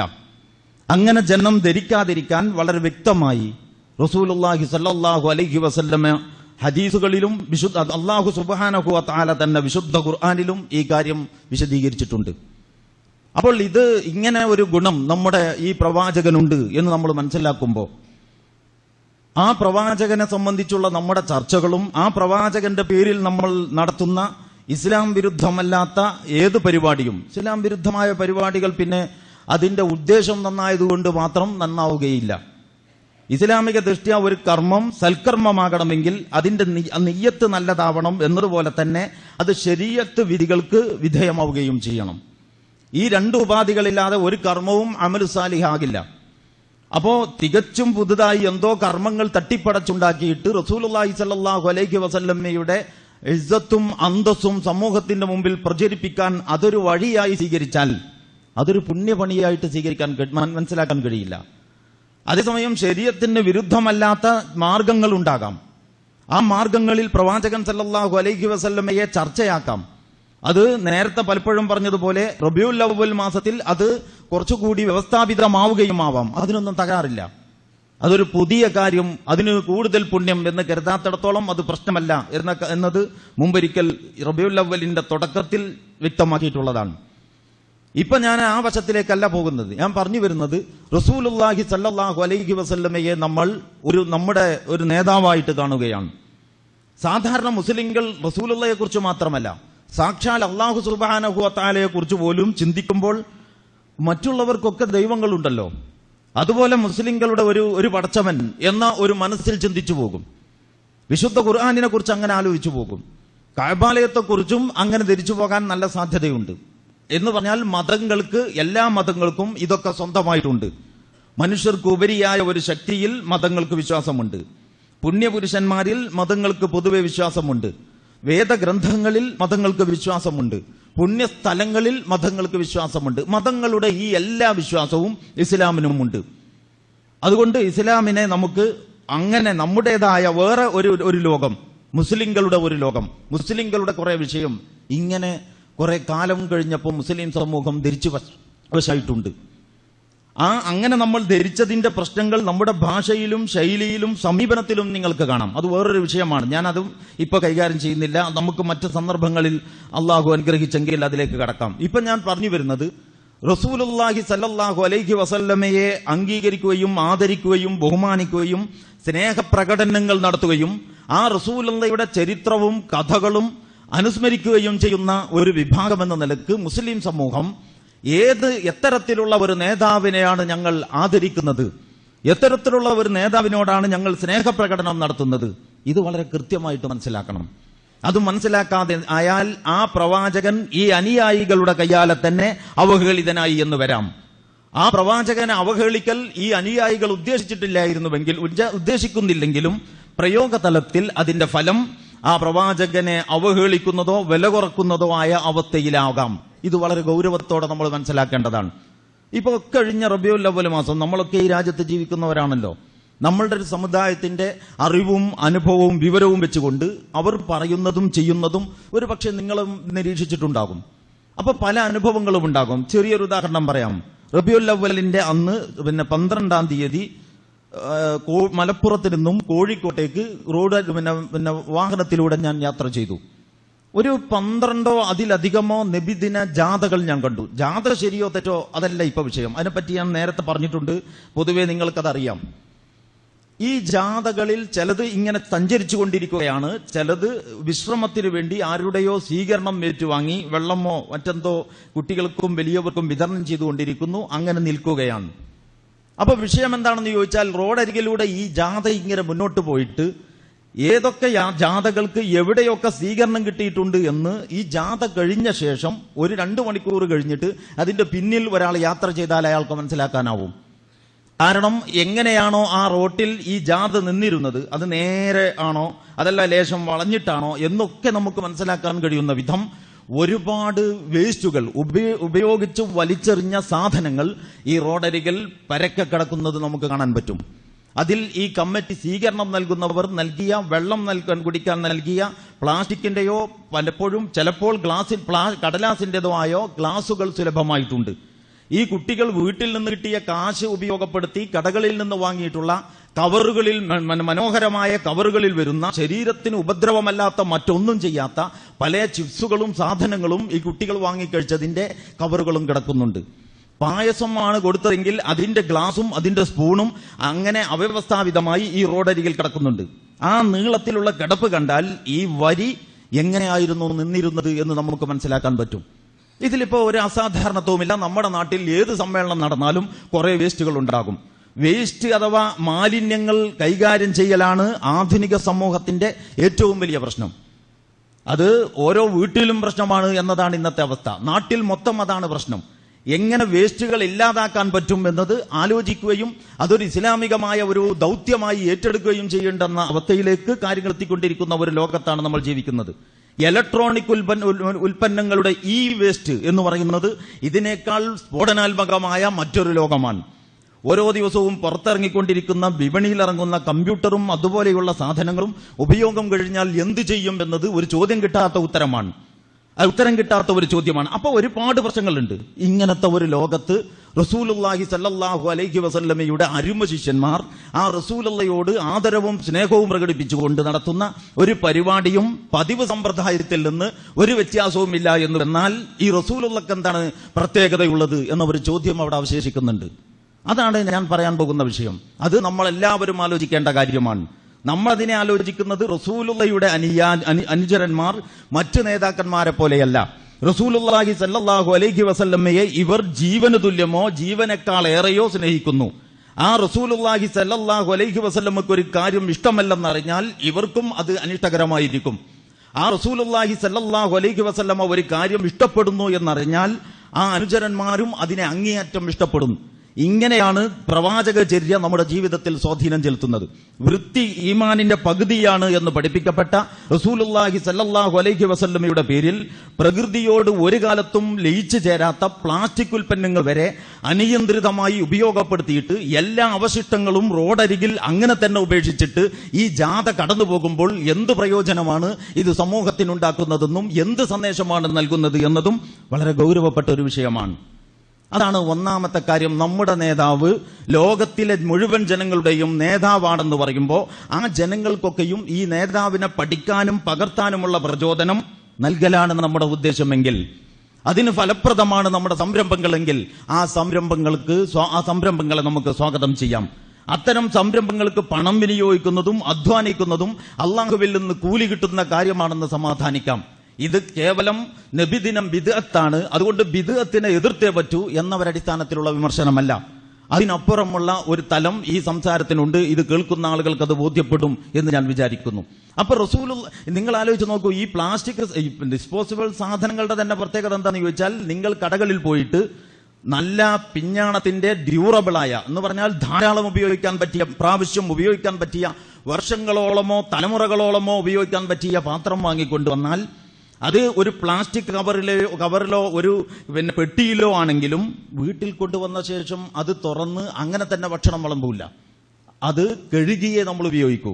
ഡിസ്പോസിബിൾ സാധനങ്ങളുടെ പ്രത്യേകത അത് ഉപയോഗശേഷം കഴുകേണ്ടതില്ല എന്ന് മാത്രമല്ല ഉപയോഗിക്കുന്നതിന് മുമ്പും കഴുകേണ്ടതില്ല എന്നുള്ളതാണ്. അപ്പൊ ഉപയോഗിക്കുന്നതിന് മുമ്പും കഴുകേണ്ടതില്ലാത്ത വിധം ഈ സാധനം എങ്ങനെ വൃത്തിയുള്ളതായി എന്ന ചോദ്യത്തിന് ഇന്ന് വരെയും അങ്ങനെ ഒരു ചിന്തയും ആരുടെ മുമ്പിലും വന്നിട്ടില്ല.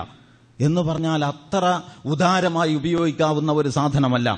ഉപയോഗിക്കുന്നതിന് മുമ്പ് ഈ ഗ്ലാസുകളും പ്ലേറ്റുകളും ഒക്കെ കഴുകണമെന്നാണെങ്കിൽ ഇത് കഴുകാൻ ഉപയോഗിക്കുന്ന വെള്ളവും അധ്വാനവും വെച്ച് നോക്കുമ്പോൾ ഇതിനേക്കാൾ നല്ലത് ഉപയോഗിച്ച ശേഷവും കഴുകാവുന്ന പാത്രങ്ങളാണ് എന്ന് ഏതു മനുഷ്യന്റെയും കൊച്ചുബുദ്ധി പറയുന്നതാണ്. അപ്പൊ അതിൽ കുറെ വിഷയങ്ങളുണ്ട്. അത് തന്നെ പറഞ്ഞാൽ അത് തന്നെ ഒരു വിഷയമാണ്. ഞാനിപ്പോ അതിലേക്ക് പോയതല്ല. ലേശം ആ വഴിക്കും നിങ്ങൾ ചിന്തിക്കണം. കാരണം എന്താ വെച്ചപ്പോ നമ്മളെന്താ കാണുന്നത്, ഒരു വീട്ടിൽ ഒരു 15 ആളെ വിളിച്ച് ഒരു പാർട്ടി നടത്തുമ്പോൾ തൊട്ടപ്പുറത്ത് വീടുണ്ട്, ഇവിടെ ഒരു 6 പ്ലേറ്റ് ഉണ്ട്, അപ്പുറത്ത് നിന്നൊരു 6 പ്ലേറ്റും കൂടി ആയാൽ ഇവരെ വിഷയം തീരും. പക്ഷെ നമ്മൾ അങ്ങനെയല്ല ചിന്തിക്കുന്നത്. നമ്മൾ കുട്ടിയെ പറഞ്ഞയച്ചിട്ട് ഒരു 25 പ്ലേറ്റ് കൊണ്ടുവരാൻ പറയുന്നു അങ്ങാടിയിൽ നിന്ന്. അത് ഉപയോഗിക്കുന്നതിന് മുമ്പും കഴുകണ്ട, ഉപയോഗിച്ചതിന് ശേഷവും കഴുകണ്ട എന്ന ഒരു സൗകര്യം നമ്മൾ ആസ്വദിക്കുന്നു. ഈ ആസ്വദിക്കുന്നതിന്റെ ഫലം നമ്മുടെ ശരീരത്തിനും പിന്നീട് നമ്മുടെ വീട്ടിലും അതിനുശേഷം പിന്നീട് ഭൂമിക്കും ഒരു ഭാരമായിട്ട് തീരുന്നു. ഇത് നമ്മൾ ആലോചിക്കേണ്ട ഒരു ഗൗരവപ്പെട്ട വിഷയമാണ്. ഡിസ്പോസിബിൾ എന്ന് പറയുന്ന കൾച്ചർ ഒറ്റയടിക്ക് പരിപൂർണമായും നമുക്ക് ഉപേക്ഷിക്കാൻ കഴിയില്ല എന്ന് ഞാനും സമ്മതിക്കുന്നു. പക്ഷേ എത്ര കണ്ട് അതിന്റെ ഉപയോഗം കുറക്കാൻ കഴിയുമോ അത്രയും കണ്ട് അതിന്റെ ഉപയോഗം കുറക്കുന്നതിലാണ് ഖൈറ് എന്ന് ഓരോ കുടുംബനാഥനും തീരുമാനിക്കണം എന്ന് സാന്ദർഭികമായി ഞാൻ പറയുകയാണ്. അപ്പൊ വിഷയം അതാണ്. റസൂലുള്ളാഹി സ്വല്ലല്ലാഹു അലൈഹി വസല്ലമയെ പരിചയപ്പെടുത്താൻ വേണ്ടി റസൂലുള്ളയുടെ ജന്മദിനത്തിൽ ആ പ്രവാചകന്റെ അരുമ ശിഷ്യന്മാർ നടത്തുന്ന ഈ പരിപാടി റസൂലുള്ളാഹി സ്വല്ലല്ലാഹു അലൈഹി വസല്ലമ തിരിച്ചു വന്നിട്ട് ഈ കാട്ടുന്നതൊക്കെ ഒന്ന് കണ്ടിരുന്നുവെങ്കിൽ എങ്ങനെ സമീപിക്കുമായിരുന്നു എന്ന് നിങ്ങളൊന്ന് ആലോചിച്ച് നോക്ക്. അപ്പോ അതിൽ കുറച്ച് പ്രശ്നങ്ങളുണ്ട്. ഇത് ഒന്നാമത്തെ വിഷയം. രണ്ടാമത്തെ വിഷയം, ഈ ജാഥകൾ പലതും ഞാൻ ശ്രദ്ധിച്ചു. ഇത് വ്യക്തിനിഷ്ഠമായിട്ട് പറയുന്നത് ഈ വിഷയത്തെ ഇങ്ങനെ പറയാൻ പറ്റൂ എന്നതുകൊണ്ടാണ്.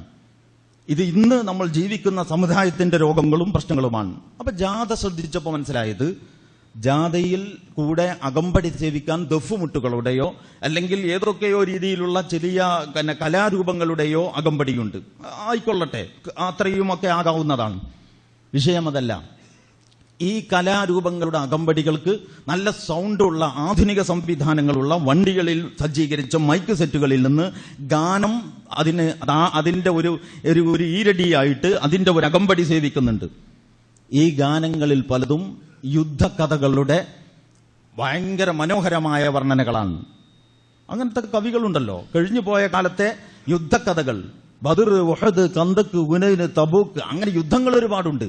ഈ യുദ്ധം ഇങ്ങനെ കൺമുമ്പിൽ നടക്കുന്നത് കാണത്തക്ക വിധത്തിലുള്ള വർണ്ണനകളുണ്ട്. ആ വർണ്ണനകളുടെ സ്ഥാനമുണ്ട്. പക്ഷെ നമ്മൾ എവിടെയാണ് ജീവിക്കുന്നത്? നമ്മൾ ഏത് കാലത്താണ് ജീവിക്കുന്നത്? നമ്മൾ ഇസ്ലാം എന്ന് പറഞ്ഞാൽ ഭീകരമാണ് എന്ന് ചിന്തിക്കുന്ന, ലാ ഇലാഹ ഇല്ലല്ലാ എന്ന് പ്രഖ്യാപിക്കുന്നത് പോലും സമുദായ സൗഹാർദ്ദത്തിന് ഇടവരുത്തുന്നതാണ് എന്ന് ഗവൺമെന്റിന്റെ ഉത്തരവാദിത്തപ്പെട്ടവർ കോടതിയിൽ അഫിഡവിറ്റ് കൊടുക്കുന്ന ഒരു കാലത്താണ് ഇസ്ലാമിന്റെ പേരിൽ നമ്മൾ ജീവിക്കുന്നത്. അപ്പൊ ഈ കാലത്താണ് നമ്മൾ റസൂലുള്ളയെ പരിചയപ്പെടുത്തുന്നത്. ഈ റസൂലുള്ളയാണെങ്കിലോ നമ്മുടെ ഒരു സ്വകാര്യ നേതാവല്ല.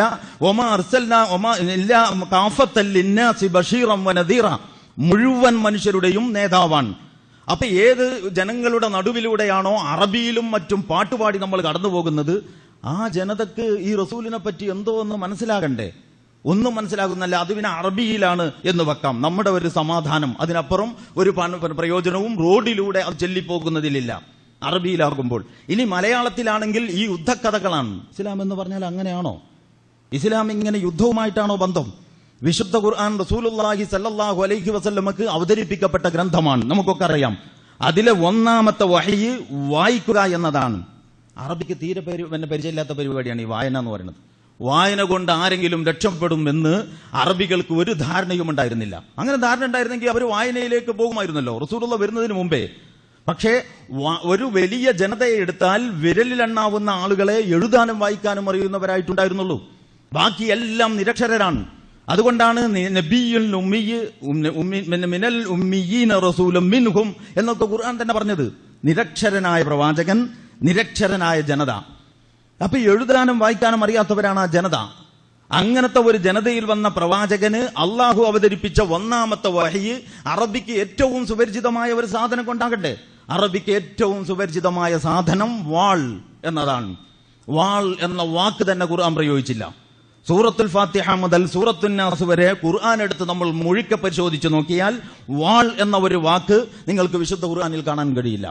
അപ്പൊ അറബി അവന്റെ ജീവിത വിജയത്തിന്റെ അടിസ്ഥാനമായി കരുതിയതും എപ്പോഴും കൂടെ കൊണ്ടു നടന്നതും കൂടെ ഈ സാധനം ഉണ്ടാകുമ്പോൾ അവനൊരു ആത്മധൈര്യം കിട്ടിയുന്നതും ഗോത്രങ്ങൾ അഭിമാനിച്ചിരുന്നതുമായ ഗഡ്ഗം എന്ന് പറയുന്ന സാധനം, വാൾ എന്ന സാധനം വിശുദ്ധ ഖുർആനിൽ തന്നെ സ്ഥാനം പിടിച്ചില്ല. അറബിക്ക് തീരെ പരിചയമില്ലാത്ത വായന എന്നത് ഒന്നാമത്തെ വഹയിൽ തന്നെ വന്നു. ലേശം മുന്നോട്ട് പോയപ്പോ അറബിക്ക് അത്രയും പരിചയമില്ലാത്ത രണ്ടാമത്തെ ഒരു സാധനവും വന്നിരിക്കുന്നു. അതാകുന്നു പേന. അപ്പൊ ഇഖ്റ ബിസ്മി റബ്ബിക്കല്ലദീ ഖലഖ് ഖലഖൽ ഇൻസാന മിൻ അലഖ് ഇഖ്റ വറബ്ബുക്കൽ അക്രം അല്ലദീ അല്ലമ ബിൽ ഖലം. അപ്പൊ അവിടെ പേന കൊണ്ട് പഠിപ്പിച്ചവനായ ഒന്നാമത്തെ വഹയിൽ വായന. പിന്നെ ഒരു 4 വരി മുന്നോട്ട് പോകുമ്പോൾ പേന കൊണ്ട് പഠിപ്പിച്ചവനായ വായനയും പേനയും. അറബിക്ക് തീരെ പരിചയമില്ലാത്ത 2 സാധനങ്ങളാണ്. ഏറ്റവും സുപരിചിതമായ വസ്തുക്കളെ അവഗണിക്കുകയും അറബിക്ക് തീരെ പരിചയമില്ലാത്ത പേനയും വായനയും പകരം വെക്കുകയും ചെയ്ത ഒരു പ്രവാചകന് ആ ദൗത്യത്തിന് നേതൃത്വം കൊടുക്കുകയും ആ ദൗത്യത്തിന്റെ മുമ്പിൽ നിൽക്കുകയും ചെയ്ത ഒരു പ്രവാചകന്റെ ജന്മദിനത്തോടനുബന്ധിച്ച് ഉഹദിന്റെയും ബദറിന്റെയും ഖന്തക്കിന്റെയും രണാങ്കണങ്ങളുടെ രംഗം വർണ്ണിക്കുന്ന ഈ വിവരണം കൊണ്ട് എന്ത് പ്രയോജനം? അതാണ് വിഷയം.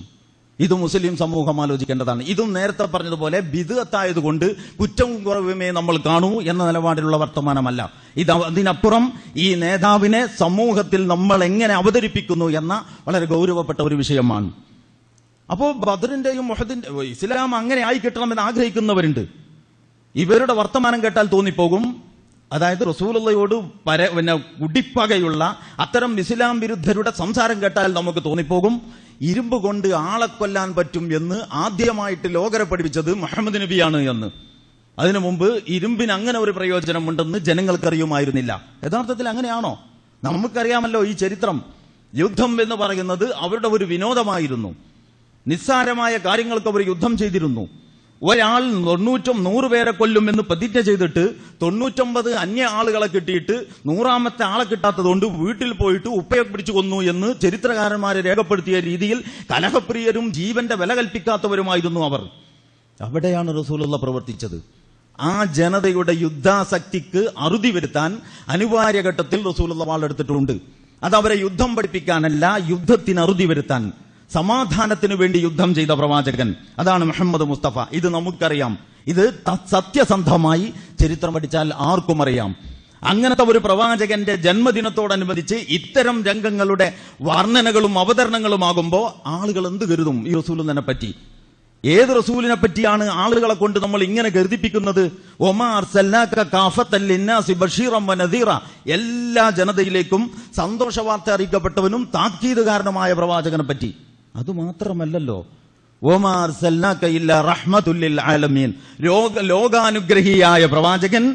ലോകാനുഗ്രഹിയായ പ്രവാചകന്റെ ആ ലോകാനുഗ്രഹത്തിന്റെ സന്ദേശവും സമാധാനത്തിന്റെയും നീതിയുടെയും പാഠങ്ങളും സമൂഹത്തിന് പകർന്നു കൊടുക്കാൻ ഈ ജന്മദിന അനുബന്ധ പ്രക്രിയകളിലും പരിപാടികളിലും എന്ത് വകുപ്പാണുള്ളത്? എന്ത് പരിപാടികളാണ് നടക്കുന്നത്? ഇത് ഓരോ മുസ്ലിമും ആലോചിക്കേണ്ടതാണ്. അപ്പോ ഈ ചെയ്യുന്നത് ശരിയോ തെറ്റോ എന്നത് മാത്രമല്ല, ഈ ചെയ്യുന്നതിന് നാളെ ആഖിറത്തിൽ എന്താകും എന്നത് അവിടെ ഇരിക്കട്ടെ, ഈ ദുനിയാവിൽ അതിന്റെ സാമ്പത്തികമായ അതിന്റെ ഫലം എന്താണ്? ഈ ജാഥകളൊക്കെ ശ്രദ്ധിച്ചാൽ നമ്മളുടെ എല്ലാ സാധുത്വവും നിങ്ങൾക്ക് ബോധ്യപ്പെടും.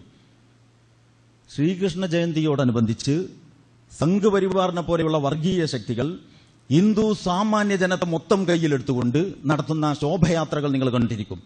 അത് കാണുന്ന ഒരാൾക്ക് അവതരണത്തിന്റെയും നിർമ്മാണത്തിന്റെയും അത്യധ്വാനത്തിന്റെയും ബുദ്ധി പ്രയോഗിച്ചതിന്റെയും സകല സാധ്യതകളും കാണുമ്പോൾ തന്നെ ബോധ്യപ്പെടും. ഈ രണ്ടും ഒരു നാട്ടിലാണല്ലോ നടക്കുന്നത്. ഈ രണ്ടും ജനങ്ങൾ കാണുന്നുണ്ടല്ലോ. ഈ രണ്ടും രണ്ട് നേതാക്കന്മാരെ വെച്ചുകൊണ്ടാണ്.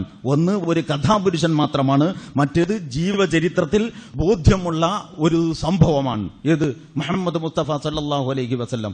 ആ പ്രവാചകനെ പറ്റി ആ പ്രവാചകന്റെ അനുചരന്മാർ ഇങ്ങനെ ആനന്ദം കൊള്ളുമ്പോൾ അവരിങ്ങനെയൊക്കെ ചിന്തിക്കുന്നുണ്ടോ, അല്ലെങ്കിൽ ഇങ്ങനെയൊക്കെ ചിന്തിക്കേണ്ടതില്ലേ? ഇതാണ് ഈ വിഷയം നിങ്ങളുമായി പങ്കുവെക്കുമ്പോൾ എന്റെ ഉദ്ദേശം. മാത്രമല്ല, നിങ്ങൾ നോക്കൂ, വിശുദ്ധ ഖുർആനിൽ കാണാം, സൂറത്തു നിസാഇൽ നമ്മൾ അത്ഭുതപ്പെട്ടു പോകും. റസൂലുള്ളാഹി സല്ലല്ലാഹു അലൈഹി വസല്ലമ ജീവിച്ചിരിക്കുന്ന കാലത്ത് റസൂലുള്ളാഹി സല്ലല്ലാഹു അലൈഹി വസല്ലമയുടെ അനുചരന്മാരിൽപ്പെട്ട ഒരാൾ, ഒരു അകന്ന ഒരു സഹാബി, ഒരു പടയങ്കി മോഷ്ടിച്ചു ഒരു മുസ്ലിമിന്റെ. എന്നിട്ട് പടയങ്കി മോഷ്ടിച്ചിട്ട് ഒരു ജൂതനാണ് അത് മോഷ്ടിച്ചത് എന്ന് വരുത്തി തീർക്കാൻ ശ്രമിച്ചു. പിടിക്കപ്പെടുമെന്നായപ്പോ ജൂതന്റെ പെരടിയിൽ കുറ്റമാരോപിച്ച് ഇത് ജൂതന്റെ പെരടിയിലേക്ക് ഇട്ട് ഇയാൾ രക്ഷപ്പെടാൻ ശ്രമിച്ചു. അയാളുടെ ആ കളവ് പറയാനും അവതരിപ്പിക്കാനുമുള്ള സാമർത്ഥ്യത്തിന്റെ ശക്തി കൊണ്ട് റസൂലുള്ള വിചാരിച്ചു, സംശയമുള്ളവർക്ക് സൂറത്തുൻ നിസാഇൽ ഇന്നാ അൻസൽനാ അലൈക്കൽ കിതാബ ലിതഹ്കുമ ബൈനന്നാസി ബിമാ അറാക്കല്ലാഹ് എന്ന് തുടങ്ങുന്ന ഭാഗം 10-12 ആയത്തുകളുടെ പരിഭാഷ അല്ലെങ്കിൽ അതിന്റെ അവതരണ പശ്ചാത്തലം എടുത്തു പരിശോധിച്ചാൽ മതി. ജൂതന്റെ വിഷയത്തിലാണ് ഈ ആയത്തുകൾ ഇറങ്ങിയത്. 10-12 ആയത്തുകൾ. എന്താ പ്രശ്നം ജൂതന്? ജൂതൻ ഇവിടെ പ്രതിയാക്കപ്പെട്ടിരിക്കുന്നു. ജൂതൻ നിരപരാധിയാണ്. അള്ളാഹ്ക്കറിയാം ജൂതൻ നിരപരാധിയാണ്. റസൂലുള്ളാഹ്ക്ക് അള്ളാഹ് അറിയിച്ചു കൊടുക്കുമ്പോഴേ അറിയൂ. അപ്പൊ റസൂലുള്ളാഹി എഴുതിയത്, റസൂലുള്ളാഹി സ്വല്ലല്ലാഹു അലൈഹി വസല്ലമ തന്നെ പറഞ്ഞത് നഹ്നു നഹ്കുമു ബിൽളവാഹിർ എന്നാണ്. നമ്മൾ ബാഹ്യം കൊണ്ടാണ് വിധിക്കുന്നത്. രഹസ്യം വല്ലതുമുണ്ടെങ്കിൽ അത് അള്ളാഹുവിനെ അറിയൂ, അത് നമ്മൾ അള്ളാഹുവിലേക്ക് വിടുകയാണ് എന്ന് പറഞ്ഞ റസൂലുള്ളാഹിയുടെ കോടതിയിൽ തീർപ്പാക്കപ്പെട്ടു എന്നതുകൊണ്ട് മാത്രം കുറ്റവാളിയായ ഒരാൾ രക്ഷപ്പെടാൻ പോകുന്നില്ല. അയാൾ കുറ്റവാളിയാണെങ്കിൽ നാളെ അള്ളാഹുവിങ്കിൽ അയാൾ പിടിക്കപ്പെടും എന്ന് റസൂലുള്ളാഹി സ്വല്ലല്ലാഹു അലൈഹി വസല്ലമ തന്റെ അനുചരന്മാരെ പഠിപ്പിച്ചിട്ടുണ്ട്. പക്ഷേ ഈ മനുഷ്യൻ ഇങ്ങനെ ഈ ജൂതന്റെ പെരടിയിലേക്ക് ഈ കേസ് ഇടാൻ ശ്രമിച്ചു. സംഗതി ശരിയായിരിക്കും, മാത്രമല്ല നിങ്ങൾക്ക് ജൂതനോടാ സ്വന്തം അനുയായികളെക്കാൾ സ്നേഹം, ഇങ്ങനെയൊക്കെയാണ് ചോദിക്കുമ്പോൾ ഉത്തരം മുട്ടിപ്പോവല്ലോ. അങ്ങനെയൊക്കെ കൂടിയുള്ള ഒരു സാഹചര്യം സൃഷ്ടിച്ചിട്ട് റസൂലുള്ളാഹി സ്വല്ലല്ലാഹു അലൈഹി വസല്ലമ കരുതി ജൂതനാണ് പ്രതി. അങ്ങനെ ജൂതനെ പ്രതിയാക്കിയിട്ട് റസൂലുള്ളാഹിയുടെ വിധി വരാൻ പോവുകയാണ്. അപ്പോഴാണ് അള്ളാഹു ഇടപെടുന്നത്. അതാണ് ഞാൻ നേരത്തെ പറഞ്ഞ ആയത്ത്. ഈ ഗ്രന്ഥം താങ്കൾക്ക് അവതരിപ്പിച്ചു തന്നിട്ടുള്ളത് അള്ളാഹു എന്താണോ താങ്കൾക്ക് കാണിച്ചു തന്നത് അപ്രകാരം താങ്കൾ വിധി കൽപ്പിക്കാനാണ്. അല്ലെങ്കിൽ മറ്റുള്ളവരെ തോന്നിപ്പിക്കുന്ന വിധത്തിലോ താങ്കളുടെ സ്വന്തം മനോഗതം അനുസരിച്ചോ വിധി കൽപ്പിക്കാനല്ല. ബിമാ അറാക്കല്ലാഹ്, അള്ളാഹ് താങ്കൾക്ക് കാണിച്ചു തന്ന പ്രകാരം താങ്കൾ വിധി കൽപ്പിക്കാനാണ് ഈ ഗ്രന്ഥം താങ്കൾക്ക് അവതരിപ്പിച്ചു തന്നത്. പിന്നെ അങ്ങോട്ട് പറയുന്നത് വിസ്തരിച്ച് പറയാനുള്ള സമയമില്ല. പിന്നെ തുടർന്ന് 10-12 ആയത്തുകളിൽ അതിശക്തമായ വിമർശനമാണ്. ചിലത് റസൂലുള്ളാഹിക്ക് ചെന്നുകൊള്ളുന്നു, ചിലത് ആ സ്വഹാബിമാർക്ക് ചെന്നുകൊള്ളുന്നു. ആർക്ക് വേണ്ടിയാണ് ഇതൊക്കെ അള്ളാഹ് ഇറക്കിയത്? ഈ ജൂതനെ പറ്റി ഈ ഖുർആൻ തന്നെ പറയുന്നു, ഈ ജനങ്ങളിൽ ഏറ്റവും വലിയ ഇസ്ലാമിനോട് വിരോധമുള്ളവർ ജൂതന്മാരായിരിക്കുമെന്ന് ഖുർആനിലുണ്ട്. അള്ളാഹ് പറഞ്ഞതാണ്. അതേ അള്ളാഹ് തന്നെയാണ് ഈ ഇടപെടുന്നത്. എന്താ പ്രശ്നം? എത്ര വിരോധമുള്ളവനാണെങ്കിലും നീതിപൂർവകമേ പെരുമാറാൻ പാടുള്ളൂ, അനീതി ചെയ്യപ്പെടാൻ പാടില്ല. ഈ നീതിയുടെ പക്ഷത്ത് ഇത്രയും ഉറപ്പിച്ചു നിർത്തിയ, അള്ളാഹു ഉറപ്പിച്ചു നിർത്തിയ ഒരു നേതാവാണ് മുഹമ്മദ് മുസ്തഫ സല്ലല്ലാഹു അലൈഹി വസല്ലം. അതുകൊണ്ട് സാമുദായികതയുടെയും വർഗീയതയുടെയും ഒരു ലക്ഷണവും സ്വാധീനിക്കാതെ അവർഗീയവും മാനുഷികവുമായ ഒരു തലത്തിൽ നിന്നുകൊണ്ടാണ് മുഹമ്മദ് മുസ്തഫ സല്ലല്ലാഹു അലൈഹി വസല്ലം പ്രവർത്തിച്ചത്. അവിടെ നിന്ന് നടന്നു പോകുമ്പോ വിരോധം കൊണ്ട്, വ്യക്തിവിരോധം കൊണ്ട് ആ റസൂലുള്ളാഹിയുടെ ശരീരത്തിലേക്ക് ചപ്പുകളും മാലിന്യങ്ങളും എറിഞ്ഞിരുന്ന ഒരു ജൂത സ്ത്രീയെ പറ്റി നിങ്ങൾ കേട്ടിരിക്കും കഥ. സ്ഥിരമായിട്ട് ചെയ്യുന്ന കാര്യമാണ്. ഒരു ദിവസം അവരെ കാണുന്നില്ല. അപ്പൊ റസൂലുള്ളാഹി സ്വല്ലല്ലാഹു അലൈഹി വസല്ലം അന്വേഷിച്ചു, ആ ആളെവിടെ? അപ്പോ അവര് അവിടെ രോഗശയ്യയിലാണ്. റസൂലുള്ളാഹി സ്വല്ലല്ലാഹു അലൈഹി വസല്ലം അവരെ സന്ദർശിച്ചു. തുടർന്ന് കഥകൾ വേറെയും പറയുന്നു. ഇരിക്കട്ടെ, ഇതാണ് റസൂലുള്ളാഹിയുടെ ഹൃദയ വിശാലത, ഇതാണ് ആ വിശാല മനസ്കത. അങ്ങനത്തെ ഒരു പ്രവാചകന്റെ അനുചരന്മാരാണിത് എന്നും ആ പ്രവാചകനിൽ നിന്നുമുള്ള ഇത്തരം മർമ്മപ്രധാനമായ സന്ദേശങ്ങൾ ഇവർ നെഞ്ചിലേറ്റിയിട്ടുണ്ട് എന്നും ഇത് ഈ മാനവ സമൂഹത്തിന്റെ മുമ്പിൽ വഴികേടിൽ പോകുന്ന ഈ ജനതക്ക് ഈ സന്ദേശം കൈമാറാനുള്ള വ്യഗ്രതയാണ് ഈ എല്ലാ സംരംഭങ്ങളുടെ പിന്നിലും എന്നായിരുന്നെങ്കിൽ നിങ്ങളൊന്ന് ആലോചിച്ചോക്കെ. മുസ്ലിം ഉമ്മത്ത് ഓരോ റബീഉൽ അവ്വൽ കഴിഞ്ഞു പോകുമ്പോഴും ഇത്തരം വിഷയങ്ങളിൽ ഒരടി മുന്നോട്ട് പോകും. ഓരോ റബീഉൽ അവ്വലും റസൂലുള്ളാഹിയിലേക്ക് നമ്മൾ എത്തിക്കും. ഷീറാസഹുവ മില്ലത്തെ മർഹൂം കാ ബിതർ. അല്ലാമ ഇഖ്ബാൽ ഒരിടത്ത് പറയുന്നുണ്ട്, ഷീറാസഹുവ മില്ലത്തെ മർഹൂം കാ ബിതർ, യേ റൂഹെ മുഹമ്മദ് തൂഹി ബത്ത തേരാ മുസൽമാൻ കിദർ ജായേ.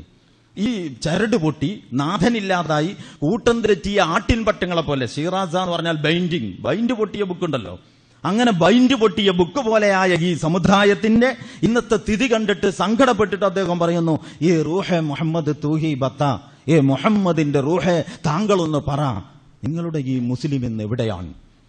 അപ്പോ ഇത്തരം കർമ്മങ്ങൾ, എന്തിനാണ് ഈ കർമ്മങ്ങൾ? എന്താണ് നമ്മളുടെ ആചാരങ്ങൾ? എന്താണ് നമ്മുടെ അനുഷ്ഠാനങ്ങൾ?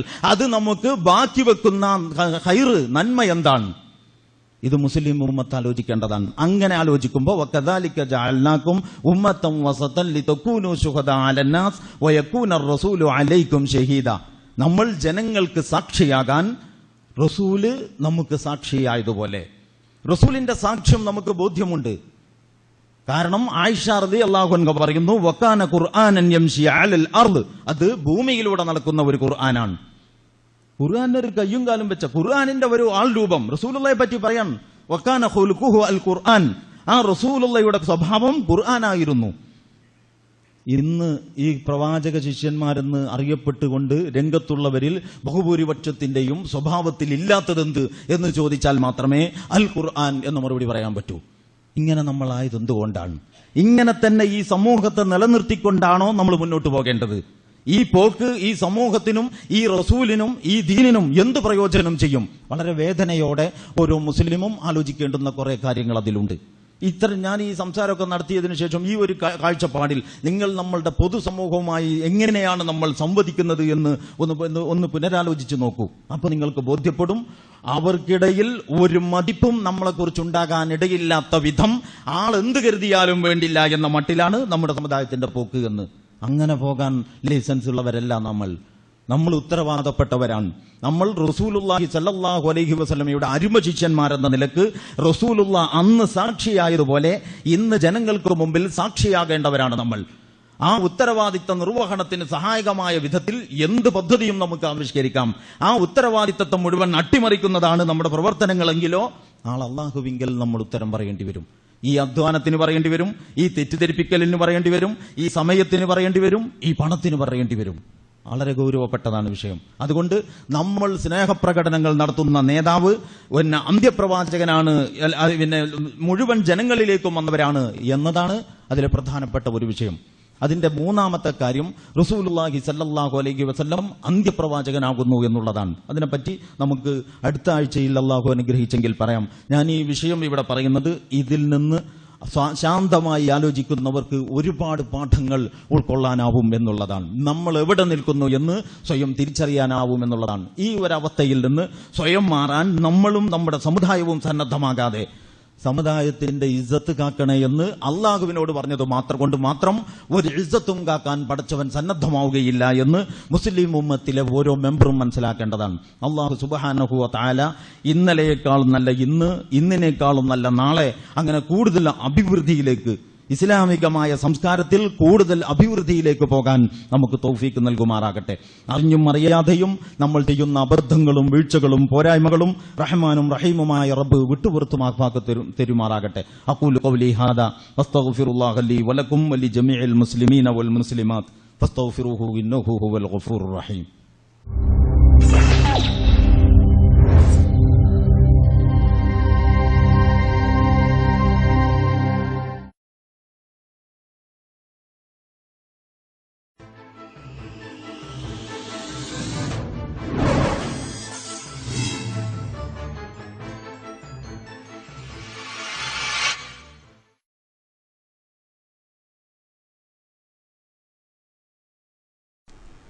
ഇസ്ലാമിക സമൂഹത്തിന്റെ ചരിത്രം പരിശോധിച്ചാൽ രണ്ട് തരത്തിലുള്ള നിലപാടുകൾ ഇസ്ലാമിക ബോധമുള്ള ആളുകൾ തന്നെ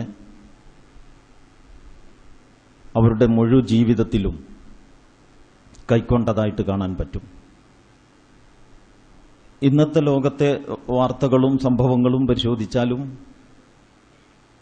ഈ വ്യത്യസ്തമായ രണ്ട് നിലപാട് പ്രകടമായി കാണാം.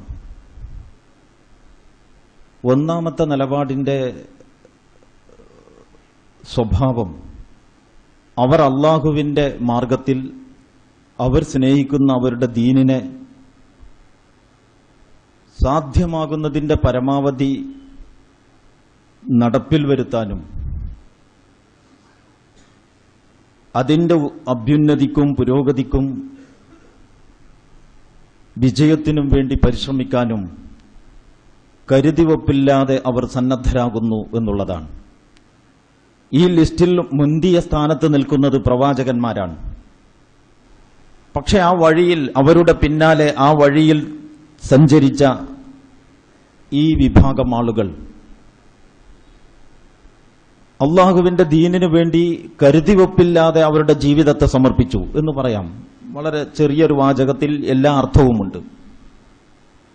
അതുകൊണ്ട് അവർക്ക് ഒരുപാട് നഷ്ടങ്ങളും കഷ്ടതകളും സഹിക്കേണ്ടി വന്നു. പീഡനങ്ങളും മർദ്ദനങ്ങളും വന്നു. പലപ്പോഴും സ്വൈര ജീവിതം മാത്രമല്ല, ഭൂമിയിലെ ജീവന്റെ നിലനിൽപ്പ് തന്നെ നഷ്ടപ്പെട്ടുപോയി. അവർ ഇഹലോകത്തിൽ നിന്ന് തുടച്ചു മാറ്റപ്പെട്ടു. ഇങ്ങനെയുള്ള കുറെ ആളുകൾ എല്ലാ കാലത്തും ഇസ്ലാമിക സമൂഹത്തിൽ നമുക്ക് കാണാം. ചരിത്രം പരിശോധിച്ചാൽ കാണാം, ആധുനിക സംഭവങ്ങൾ നിരീക്ഷിച്ചാൽ കാണാം, എല്ലാ ഘട്ടങ്ങളിലും നമുക്ക് കാണാം. പിന്നെ ഇത് വേറെ ഒരു തരത്തിൽ ഒരു സമീപനം നമ്മൾ കാണുന്നു. അത് ഇത്ര വലിയ നഷ്ടവും ബുദ്ധിമുട്ടൊന്നുമില്ല. വെല്ലുവിളികളൊന്നുമില്ലാതെ പറയത്തക്ക പ്രശ്നങ്ങളില്ലാത്ത അല്ലെങ്കിൽ പ്രതിസന്ധിയില്ലാത്ത ഒരു നാട്ടിൽ സ്വൈരമായി ജീവിക്കുന്നു അവർ എന്നല്ല ഞാൻ ഉദ്ദേശിച്ചത്. ഏതൊരു നാട്ടിലാണോ ഈ പറയപ്പെട്ട ദുരിതവും ബുദ്ധിമുട്ടുകളും പ്രയാസങ്ങളും പരീക്ഷണങ്ങളും പീഡനങ്ങളും കൂട്ടക്കൊലകളും നടന്നുകൊണ്ടിരിക്കുന്നത്, അവിടെ തന്നെ ഇവർക്ക് സുഖമായിട്ട് ജീവിക്കാൻ കഴിയുന്നു എന്നുള്ളതാണ്. അവിടെ തന്നെ അവർക്ക് സമാധാനമുണ്ട് എന്നുള്ളതാണ്, സുരക്ഷിതത്വമുണ്ട് എന്നുള്ളതാണ്, അംഗീകാരങ്ങളും സ്ഥാനമാനങ്ങളും ഉണ്ട് എന്നുള്ളതാണ്. ഇത് നമ്മൾ കാണുന്നു. പ്രവാചകന്മാരുടെ കാലത്ത് പ്രവാചകന്റെ പിന്നിൽ അണിനിരക്കാതെ ഒരാൾക്ക് വിശ്വാസിയാകാൻ കഴിയില്ല. അതുകൊണ്ട് പ്രവാചകൻ സല്ലല്ലാഹു അലൈഹി വസല്ലമയുടെ കാലഘട്ടത്തിൽ ഇങ്ങനെ ഒരു പ്രബലമായ ഒരു വിഭാഗത്തെ നിങ്ങൾക്ക് കാണാൻ കഴിയില്ല. പക്ഷെ അങ്ങനെ ഒരു വിഭാഗം അന്നുമുണ്ട്. എങ്ങനെ ഒരു വിഭാഗം? അള്ളാഹുവിന്റെ മാർഗത്തിൽ, റസൂലിന്റെ വഴിയിൽ, റസൂൽ പഠിപ്പിച്ച വഴിയിൽ കരുതിവെപ്പില്ലാതെ ജീവിതത്തെ സമർപ്പിക്കാൻ സന്നദ്ധരാകാത്ത ഒരു സംഘം ഒന്നുമുണ്ട്. പക്ഷെ ഖുർആൻ അവരെ മുനാഫിക്കുകളുടെ ലിസ്റ്റിലാണ് ഉൾപ്പെടുത്തിയത്. നിഫാഖ് എന്ന നിലക്കാണ് ഖുർആൻ അതിനെ കൈകാര്യം ചെയ്തത്. അതല്ലാതെ നബി സല്ലല്ലാഹു അലൈഹി വസല്ലമയുടെ നേതൃത്വത്തിൽ ഒരു ഇസ്ലാമിക സമൂഹം ഉണ്ടായിരിക്കെ വേറെ ഒരു പണ്ഡിതന്റെ നേതൃത്വത്തിൽ ഒരു ഇസ്ലാമിക സംഘം അപ്പുറത്ത് വേറൊരു വഴിയും നയവും പരിപാടിയുമായിട്ട് പോവുക സാധ്യമല്ലല്ലോ. സത്യം റസൂലുള്ളയിൽ പരിമിതമാണ്. റസൂലുള്ളാഹി സല്ലല്ലാഹു അലൈഹി വസല്ലമയുടെ പിന്നിൽ അണിനിരന്നാലേ ഇസ്ലാമിക സമൂഹത്തിലെ അംഗമായിട്ട് പരിഗണിക്കൂ. അതുകൊണ്ട് അവരും അണിനിരന്നു. പക്ഷെ അവർ കരുതിവെപ്പില്ലാതെ ജീവിതത്തെ സമർപ്പിക്കാൻ സന്നദ്ധമായില്ല. അതുകൊണ്ട് അവര് സന്നിഗ്ധ ഘട്ടങ്ങളിൽ, പ്രതിസന്ധി നിറഞ്ഞ സന്ദർഭങ്ങളിലൊക്കെ ഓരോ ഒഴികഴിവുകൾ പറഞ്ഞ് സുരക്ഷയുടെ വഴി തേടി. വിശുദ്ധ ഖുർആനിൽ നിങ്ങൾക്ക് പരിശോധിച്ചാൽ വളരെ ശക്തമായിട്ട് ഇത്തരക്കാരെ കൈകാര്യം ചെയ്യുന്നത് കാണാം. പക്ഷെ അവിടെ നിന്ന് ഇങ്ങോട്ട് കുറെ വർഷം വന്നിട്ട് ഇപ്പൊ നമ്മുടെ പഴയ കഥകളൊക്കെ വിടാം. ഇന്ന് നമ്മൾ ജീവിച്ചുകൊണ്ടിരിക്കുന്ന ലോകത്ത് ഉദാഹരണത്തിന് ഈജിപ്തിലെ സംഭവവികാസങ്ങൾ നമ്മുടെ മുമ്പിലുണ്ട്. അവിടെ ഒരു വിഭാഗം ജനങ്ങൾ വളരെ സങ്കീർണമായ നിലനിൽപ്പിന് വേണ്ടിയുള്ള പോരാട്ടത്തിലാണ്. പഴയ എല്ലാ ജാഹിലിയത്തും ഒരു ദിവസം പിറ്റേന്ന് അടുത്തത് പിറ്റേ ദിവസം എന്ന മട്ടിൽ തിരിച്ചു വന്നുകൊണ്ടിരിക്കുകയാണ്. ഈ തിരിച്ചുവരവ് ഏകാധിപതികളുടെയും ഏകാധിപതികളെ പിന്തുണക്കുന്നവരുടെയും ഈ തിരിച്ചുവരവ് അവിടത്തെ ഇസ്ലാമിന് വേണ്ടി നിലകൊള്ളുന്ന ആളുകളുടെ ഉന്മൂലനത്തിന്, ഇന്നത്തെ അവരുടെ പീഡനങ്ങൾക്കും മർദ്ദനങ്ങൾക്കും ഇനിയും ശക്തി പ്രാപിക്കാൻ ഇടവരുത്തും എന്ന് നമുക്ക് ഊഹിച്ചാൽ തന്നെ അറിയാം. ഇപ്പൊ നടന്ന കൊലകൾ കൊണ്ടും ഇപ്പൊ ഒഴുകിയ ചോരകൾ കൊണ്ടും ഇപ്പൊ സൃഷ്ടിക്കപ്പെട്ട ശുഹദാക്കളെ കൊണ്ടും ഇപ്പോ നഷ്ടപ്പെട്ടു പോയ ഭർത്താക്കന്മാർ നഷ്ടപ്പെട്ട വിധവകൾ കൊണ്ടും പിതാക്കൾ നഷ്ടപ്പെട്ട അനാഥ കുട്ടികൾ കൊണ്ടും അതിനേക്കാളേറെ ഇപ്പോ വളരെ ക്രൂരമായ ആക്രമണങ്ങൾക്ക് വിധേയമായി ശരീരത്തിന്റെ പ്രവർത്തനക്ഷമത നശിച്ചു, പക്ഷെ മരണപ്പെട്ടിട്ടില്ല. അങ്ങനെ അവശേഷിക്കുന്ന ആയിരങ്ങളുടെ എണ്ണം കൊണ്ടും ഇത് അവസാനിക്കാൻ പോകുന്നില്ല എന്ന് നമുക്ക് കാണാം. ഇതൊരു വശത്ത് നമ്മൾ കണ്ടുകൊണ്ടിരിക്കുകയാണ്. ലോകവിവരങ്ങൾ മനസ്സിലാക്കാനുള്ള ഓരോരുത്തരുടെയും താല്പര്യമനുസരിച്ച് ഈ ആഘാതം അവരുടെ ഉണ്ടായിട്ടുണ്ടാകും എന്ന് ഞാൻ മനസ്സിലാക്കുന്നു.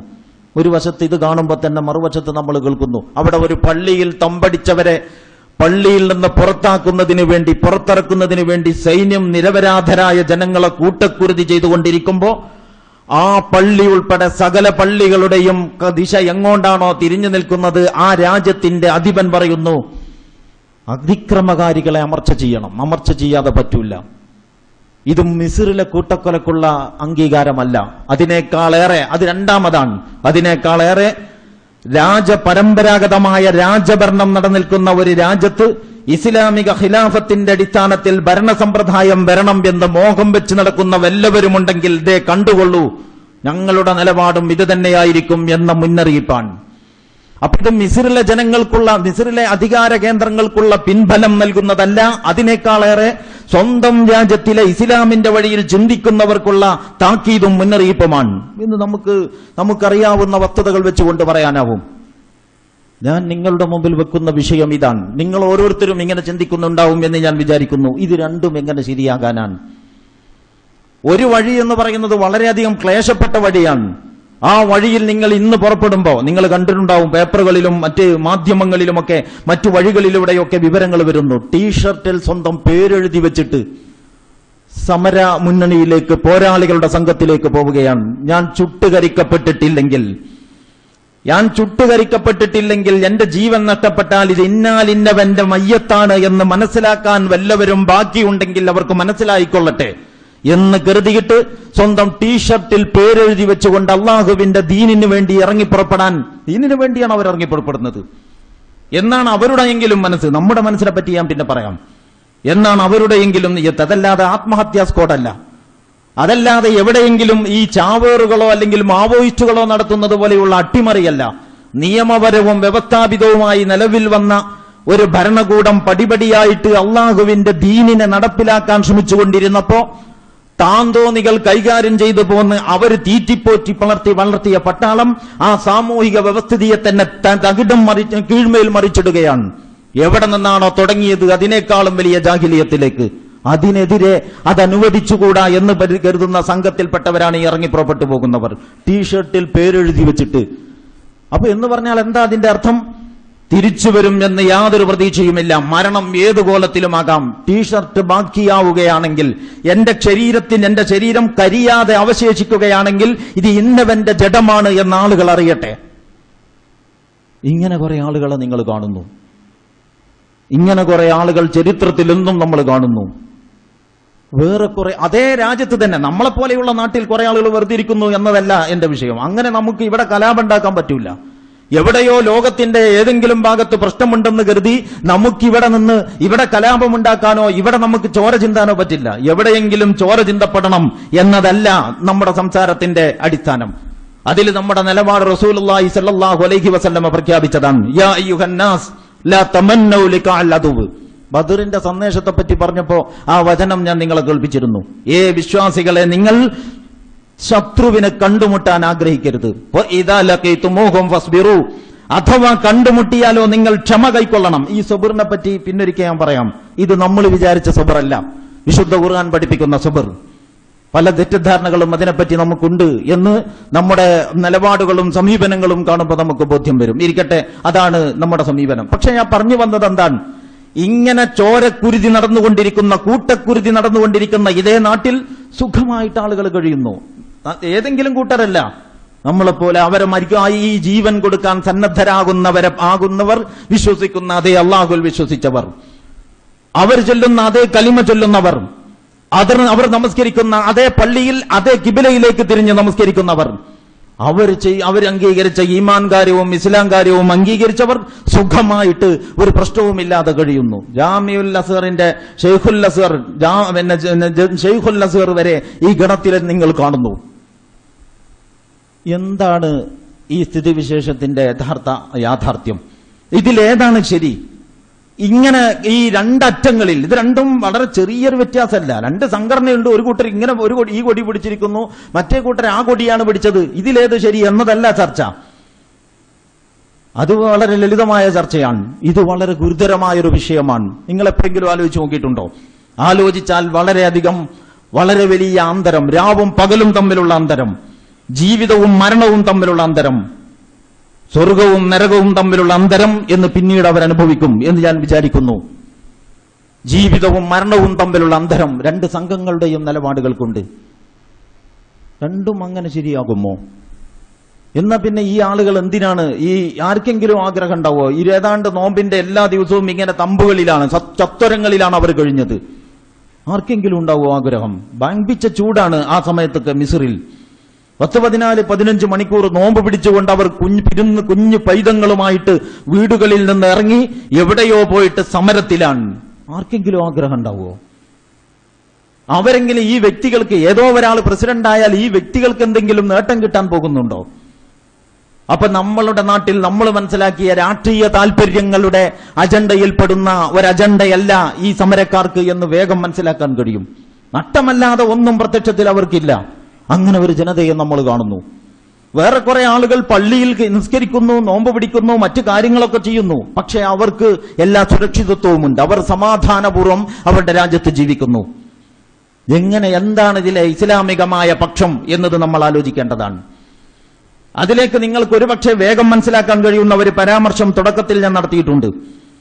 അതെന്താണെന്ന് ചോദിച്ചാൽ, റസൂലുള്ളാഹി സ്വല്ലല്ലാഹു അലൈഹി വസല്ലമയുടെ കാലത്തും അള്ളാഹുവിന്റെ ദീനിന് കരുതിവപ്പോടെ മാത്രം സമീപിച്ചവരുണ്ടായിരുന്നു. പക്ഷേ ആ ആളുകളെ അള്ളാഹു മുനാഫിക്കുകൾ എന്ന ബ്രാൻഡിലാണ് ചെയ്തത്. എന്നാണ് ബ്രാൻഡ് ചെയ്തത്? നമുക്ക് നല്ല നല്ല പണ്ഡിതന്മാരായ ആളുകളിൽ നിഫാഖ് ആരോപിക്കാൻ കഴിയുമോ? അല്ലെങ്കിൽ കുഫർ ആരോപിക്കാൻ കഴിയുമോ? അവർ ഇസ്ലാമിന്റെ പരിധിക്ക് പുറത്താണെന്ന് പറയാൻ കഴിയുമോ? ആരാണ് പരിധിക്ക് പുറത്ത് എന്നല്ല, ആരാണ് അള്ളാഹുവിന്റെ വഴിയിൽ എന്നാണ് നമ്മൾ ആലോചിക്കുന്നത്. അങ്ങനെ ചിന്തിക്കാനേ, അങ്ങനെ പറയാനേ നമുക്ക് ബാധ്യതയുള്ളൂ. ഇന്നവരൊക്കെ വഴിവഴച്ചിരിക്കുന്നു എന്ന് ഫത്വ കൊടുക്കുന്ന പരിപാടി ഒരു പ്രബോധക സംഘത്തിനും ഒരു പ്രബോധക വിഭാഗത്തിനും ചേർന്നതല്ല. അതുകൊണ്ട് അയാൾ കാഫിറാണ്, ഇത് നിഫാഖാണ്, മറ്റേത് മുനാഫിക്കാണ് എന്നൊക്കെ പറയുന്നതിന് പകരം ഖുർആനും സുന്നത്തും പഠിപ്പിക്കുന്ന വഴിയിൽ ഇവിടെ നിലകൊള്ളുന്നതാരാണ്? ഇതിനെപ്പറ്റി നമ്മൾ ഓരോരുത്തരും വളരെ ഗൗരവത്തിൽ ആലോചിക്കേണ്ടുന്ന ഒരു പല സാഹചര്യങ്ങളും ഉണ്ടാകും. അങ്ങനത്തെ ഒരു സാഹചര്യം ഇപ്പൊ നമ്മുടെ മുമ്പിൽ വന്നിരിക്കുകയാണ്. ഇത് നമ്മളെ നേരിട്ട് ബാധിക്കുന്നതെങ്കിലെങ്കിലും ഇങ്ങനെ ഒരു സംഭവം ലോകത്ത് നടക്കുമ്പോൾ നമ്മളത് കാണുന്നു. അപ്പൊ നമ്മളെ അത് അസ്വസ്ഥതപ്പെടുത്തുന്നു. ആ അസ്വസ്ഥതയിൽ നിന്ന് ഈ സംഘങ്ങളെ കുറിച്ച് നമ്മൾ ചിന്തിക്കുന്നു. ഏതു പക്ഷത്താണ് ശരി? അവിടെ ഞാൻ ഒരുപാട് കാര്യങ്ങൾ അതിൽ നമ്മുടെ മുമ്പിൽ വരേണ്ടതുണ്ട്. ഒന്നാമത്തെ കാര്യം, വളരെ പ്രധാനപ്പെട്ട ഒന്നാമത്തെ കാര്യം, അതിന്റെ എല്ലാ വിശദീകരണവും ഒഴിവാക്കിക്കൊണ്ട് ഞാൻ ഇപ്പോൾ ഇവിടെ പറയാൻ ഉദ്ദേശിക്കുന്നു. ഇസ്ലാമിന്റെ ആദർശത്തിന്റെ പ്രത്യേകത, ആ ഇസ്ലാമിക ആദർശം വിമോചന സ്വഭാവമുള്ളതാകുന്നു എന്നുള്ളതാണ്. എന്തുകൊണ്ട് ലോകത്ത് പ്രവാചകന്മാർക്കൊക്കെ പ്രതിയോഗികളുണ്ടായി? നിങ്ങൾ എപ്പോഴെങ്കിലും ആലോചിച്ചിട്ടുണ്ടോ? നമ്മുടെ നാട്ടിൽ ഒരുപാട് മതപണ്ഡിതന്മാരുണ്ടല്ലോ. ഈ മതപണ്ഡിതന്മാർക്ക് ഇങ്ങനെ ബദ്ധവൈരികളില്ലല്ലോ. നമ്മളിപ്പോ ഒരുപാട് മതസംഘടനകളെ കാണുന്നുണ്ടല്ലോ. അവർക്ക് പ്രത്യേകിച്ച് പ്രശ്നങ്ങളൊന്നുമില്ലല്ലോ. നിരോധനം പോലും അവർക്ക് വരുന്നില്ല. നിയമവാഴ്ചയുടെ ഒരു ഭരണകൂട ഭീകരതയുടെ ഒരു വേട്ടയിലും അവരൊരിക്കലും തന്നെ വേട്ടയാടപ്പെടുന്നില്ല എന്നല്ല. അവരൊക്കെ ഭരണകൂടങ്ങളുമായി നല്ല തോളൊരുമ്പി പോകുന്നു. അവർ ഭരണാധികാരികളാൽ പുഷ്പാർച്ചന ചെയ്യപ്പെടുകയും അതുപോലെ തന്നെ ഹാരങ്ങൾ അണിയിക്കപ്പെടുകയും ചെയ്യുന്നു. അവർക്ക് പരവതാനികൾ വിധിക്കപ്പെടുന്നു. അവർക്ക് ആനുകൂല്യങ്ങൾ കിട്ടുന്നു. ഇവരവരെയും അവരിവരെയും അങ്ങോട്ടും ഇങ്ങോട്ടും വാഴ്ത്തുന്നു, പുകഴ്ത്തുന്നു. നമ്മൾ കണ്ടുകൊണ്ടിരിക്കുന്നു. ഇങ്ങനെ അധികാര കേന്ദ്രങ്ങളുമായി ഒട്ടിച്ചേർന്ന് നിൽക്കാൻ പറ്റുന്നതാണോ? ആയിരുന്നോ പ്രവാചകന്മാർ? ഒരിക്കലുമല്ല. നിങ്ങൾക്ക് ഏതൊക്കെ പ്രവാചകന്റെ കഥ അറിയുമോ, ആ പ്രവാചകന്മാരുടെ ഒക്കെ കഥ മനസ്സിൽ ഇങ്ങനെ ഒന്നിങ്ങനെ മനസ്സിലൂടെ ഓടിച്ചു നോക്കൂ. ഒരു പ്രവാചകനും ഇവിടെ ഇന്ന് നമ്മൾ മനസ്സിലാക്കുന്നത് പോലെ സുഖജീവിതം നയിച്ചിട്ടില്ല. ഒരു പ്രവാചകനും സുഖജീവിതം നയിച്ചില്ലെന്ന് മാത്രമല്ല, റസൂലുള്ളാഹി സ്വല്ലല്ലാഹു അലൈഹി വസല്ലമയുടെ സമീപത്ത് വന്നിട്ട് മർദ്ദനങ്ങളെയും പീഡനങ്ങളെയും പറ്റി പരാതി പറഞ്ഞവരോട് നബി സല്ലല്ലാഹു അലൈഹി വസല്ലമ, ഖബ്ബാബും സംഘവും, നിങ്ങൾ കേട്ടതാണ് പലതവണ, ഖബ്ബാബും സംഘവും വന്നിട്ട് നബി സല്ലല്ലാഹു അലൈഹി വസല്ലമയോട് പരാതി പറയുമ്പോൾ റസൂലുള്ളാഹി സ്വല്ലല്ലാഹു അലൈഹി വസല്ലമയുടെ മറുപടി എന്താ? നിങ്ങളുടെ നയവൈകല്യം കൊണ്ടാണ് ഇങ്ങനെ സംഭവിച്ചത്. കുറച്ചുകൂടി അവധാനതയോടെ പോകണം. പ്രതിയോഗികളുമായിട്ടൊക്കെ നല്ല ബന്ധവും അടുപ്പവും വേണം. അങ്ങനെ നമ്മളെ സഹായിക്കുന്നവരെ നമ്മളും സഹായിക്കും എന്ന ഒരു തീരുമാനം നിങ്ങൾ എടുക്കണം. അങ്ങനെ അങ്ങോട്ടും ഇങ്ങോട്ടും ഒരു അണ്ടർസ്റ്റാൻഡിങ്ങിൽ നിങ്ങൾക്ക് പോകാൻ കഴിയണം. അങ്ങനെ കഴിയാത്തത് കൊണ്ടാണ് ഈ ബുദ്ധിമുട്ട് എന്നാണോ റസൂലുള്ളാഹി സ്വല്ലല്ലാഹു അലൈഹി വസല്ലം പറഞ്ഞത്? അല്ല. മർദ്ദനങ്ങളും ബുദ്ധിമുട്ടുകളും പീഡനങ്ങളും സഹിക്കുന്ന ആളുകൾ വന്ന് ഈ മർദ്ദന പീഡനങ്ങളെ പറ്റി പരാതി പറയുമ്പോൾ റസൂലുള്ളാഹി സ്വല്ലല്ലാഹു അലൈഹി വസല്ലമയുടെ മറുപടി, നിങ്ങളുടെ മുമ്പ് പ്രവാചകന്മാർ, നിങ്ങളിപ്പോ സാധാരണക്കാരായ മനുഷ്യരല്ലേ, അള്ള നിയോഗിച്ച പ്രബോധകന്മാരാണല്ലോ പ്രവാചകന്മാർ. നിങ്ങൾക്ക് മുമ്പ് പ്രവാചകന്മാർ ഇരുമ്പിന്റെ ഈർച്ചവാള് കൊണ്ട് നടുക ഈർന്നു മുറിച്ച്, ഇരുമ്പിന്റെ ഈർച്ചവാള് കൊണ്ട് നടുക ഈർന്നു മുറിച്ച് വലിയ കുഴിയുണ്ടാക്കി അതിലേക്ക് തട്ടിയിട്ട് മണ്ണിട്ട് മൂടപ്പെട്ട സംഭവങ്ങളുണ്ട്. ഹദീസിൽ കാണാം, സഹീഹുൽ ബുഖാരിയിലും മറ്റ് ഹദീസ് ഗ്രന്ഥങ്ങളിലുമൊക്കെ. ഇരുമ്പിന്റെ ചീർപ്പ് കൊണ്ട് അതിശക്തമായി ശരീരത്തിൽ ചീകിയിട്ട് എല്ലും ഇറച്ചിയും വേർപ്പെടുത്തപ്പെട്ട് ഇഞ്ചിഞ്ചായി കൊല ചെയ്യപ്പെട്ട സംഭവങ്ങളുണ്ട്. ഇങ്ങനെ റസൂലുള്ളാഹി മറുപടി പറയുന്നത്. എന്നിട്ടാണ് സന്നാമത് അൽ ഹളറമൗത്ത് വരെ എന്നൊക്കെ പറയുന്ന ഹദീസ് കിതാബുകളിൽ നിങ്ങൾക്ക് കാണാം. വെറും ഒരു കഥയല്ല, പ്രവാചകന്റെ സാന്ത്വനമാണ് പീഡനങ്ങളെ പറ്റി പരാതി പറയുന്നവർക്ക്. അപ്പോ ആ പ്രവാചകന്മാരുടെ ഒക്കെ, നമുക്കറിയുന്ന പ്രവാചകന്മാരുടെ കഥ നിങ്ങൾ അങ്ങനെ ഒന്ന് മനസ്സിലൂടെ ഓടിച്ചു നോക്കൂ. അവരിങ്ങനെ സുരക്ഷിതരായിരുന്നില്ല എന്ന് നിങ്ങൾക്ക് ബോധ്യപ്പെടും. നിങ്ങൾക്കറിയാത്ത പ്രവാചകന്മാരെ പറ്റിയാണ് റസൂലുള്ളാഹി പറയുന്നത്. നിങ്ങളുടെ മുമ്പ് പല പ്രവാചകന്മാരും ഇങ്ങനെ ഇഞ്ചിഞ്ചായി കൊല ചെയ്യപ്പെട്ട സംഭവങ്ങളുണ്ട്. ഒരു കുട്ടിയെയും അനുയായിയായിട്ട് കിട്ടിയില്ല. അവർ ലാ ഇലാഹ ഇല്ലല്ലാ എന്ന് അവരുടെ ഭാഷയിൽ അന്ന് പ്രഖ്യാപിച്ചപ്പോ അവരുടെ എതിരാളികൾക്ക് ബോധ്യപ്പെട്ടു, ഇതങ്ങനെ ഒരു ചെറിയ ആരാധനയുടെ ഒരു പരിപാടിയുടെ പേരല്ല, ഇത് അതിനേക്കാൾ കുറച്ചുകൂടി അർത്ഥമുള്ള പ്രഖ്യാപനമാണ്, ഇത് പൊറുപ്പിച്ചുകൂടാ. അതിന്റെ ശിക്ഷയാണ് ഈ കൊടുത്തത്. അതാണ് ഖാദിമുൽ അർമൈനി അവിടെ പറഞ്ഞത്. അതിക്രമകാരികളെ അമർച്ച ചെയ്യുന്നത് ഒരു പ്രോത്സാഹനാർഹമായ അല്ലെങ്കിൽ അഭിനന്ദനാർഹമായ കാര്യമാണ്. അതിക്രമകാരികളാവാൻ പോകുന്നതാണ് ഇവരുടെ നിലപാട് എന്ന് അന്ന് മനസ്സിലാക്കിയത് ഇസ്ലാമിന്റെ വിരുദ്ധ ശക്തികളാണ്. അവർ മനസ്സിലാക്കി. നബി സല്ലല്ലാഹു അലൈഹി വസല്ലമയുടെ പ്രബോധന പ്രവർത്തനങ്ങളുടെ ആദ്യഘട്ടത്തിൽ തന്നെ അവിടുന്ന് ഈ പീഡനങ്ങൾ അനുഭവിക്കാൻ തുടങ്ങി. നിങ്ങൾ ഒരുപാട് കേട്ടിട്ടുണ്ട് അങ്ങനത്തെ പ്രവാചകൻ സഹിച്ച മർദ്ദനങ്ങളുടെയും പീഡനങ്ങളുടെയും കഥ. ഇത് വെറുതെ അള്ളാഹുവിനെ ആരാധിക്കണം എന്ന ഒരു സാധു വർത്തമാനത്തിന്റെ ഫലമാണ് എന്ന് കരുതുന്നുണ്ടോ? അങ്ങനെ ഒരു സാധു വർത്തമാനമല്ല എന്നാൽ നബിയിൽ നിന്ന് സഹാബത്ത് പഠിച്ചത്. അങ്ങനെ ഒരു സാധു വർത്തമാനമല്ല മൂസാ നബി അലൈഹിസ്സലാമിന്റെ സംസാരം കേട്ടപ്പോൾ ഫറോവക്ക് മനസ്സിലായത്. അങ്ങനെ ഒരു സാധു വർത്തമാനമല്ല ഇബ്രാഹിം നബി അലൈഹിസ്സലാമിന്റെ പ്രബോധനത്തിൽ നിന്നും നമ്രൂദ് എന്ന് പറയുന്ന ഏകാധിപതി വായിച്ചെടുത്തത്. വിശുദ്ധ ഖുർആനിലേക്ക് തന്നെ നോക്കൂ, വേറെ ഒടുക്കും നോക്കണ്ട.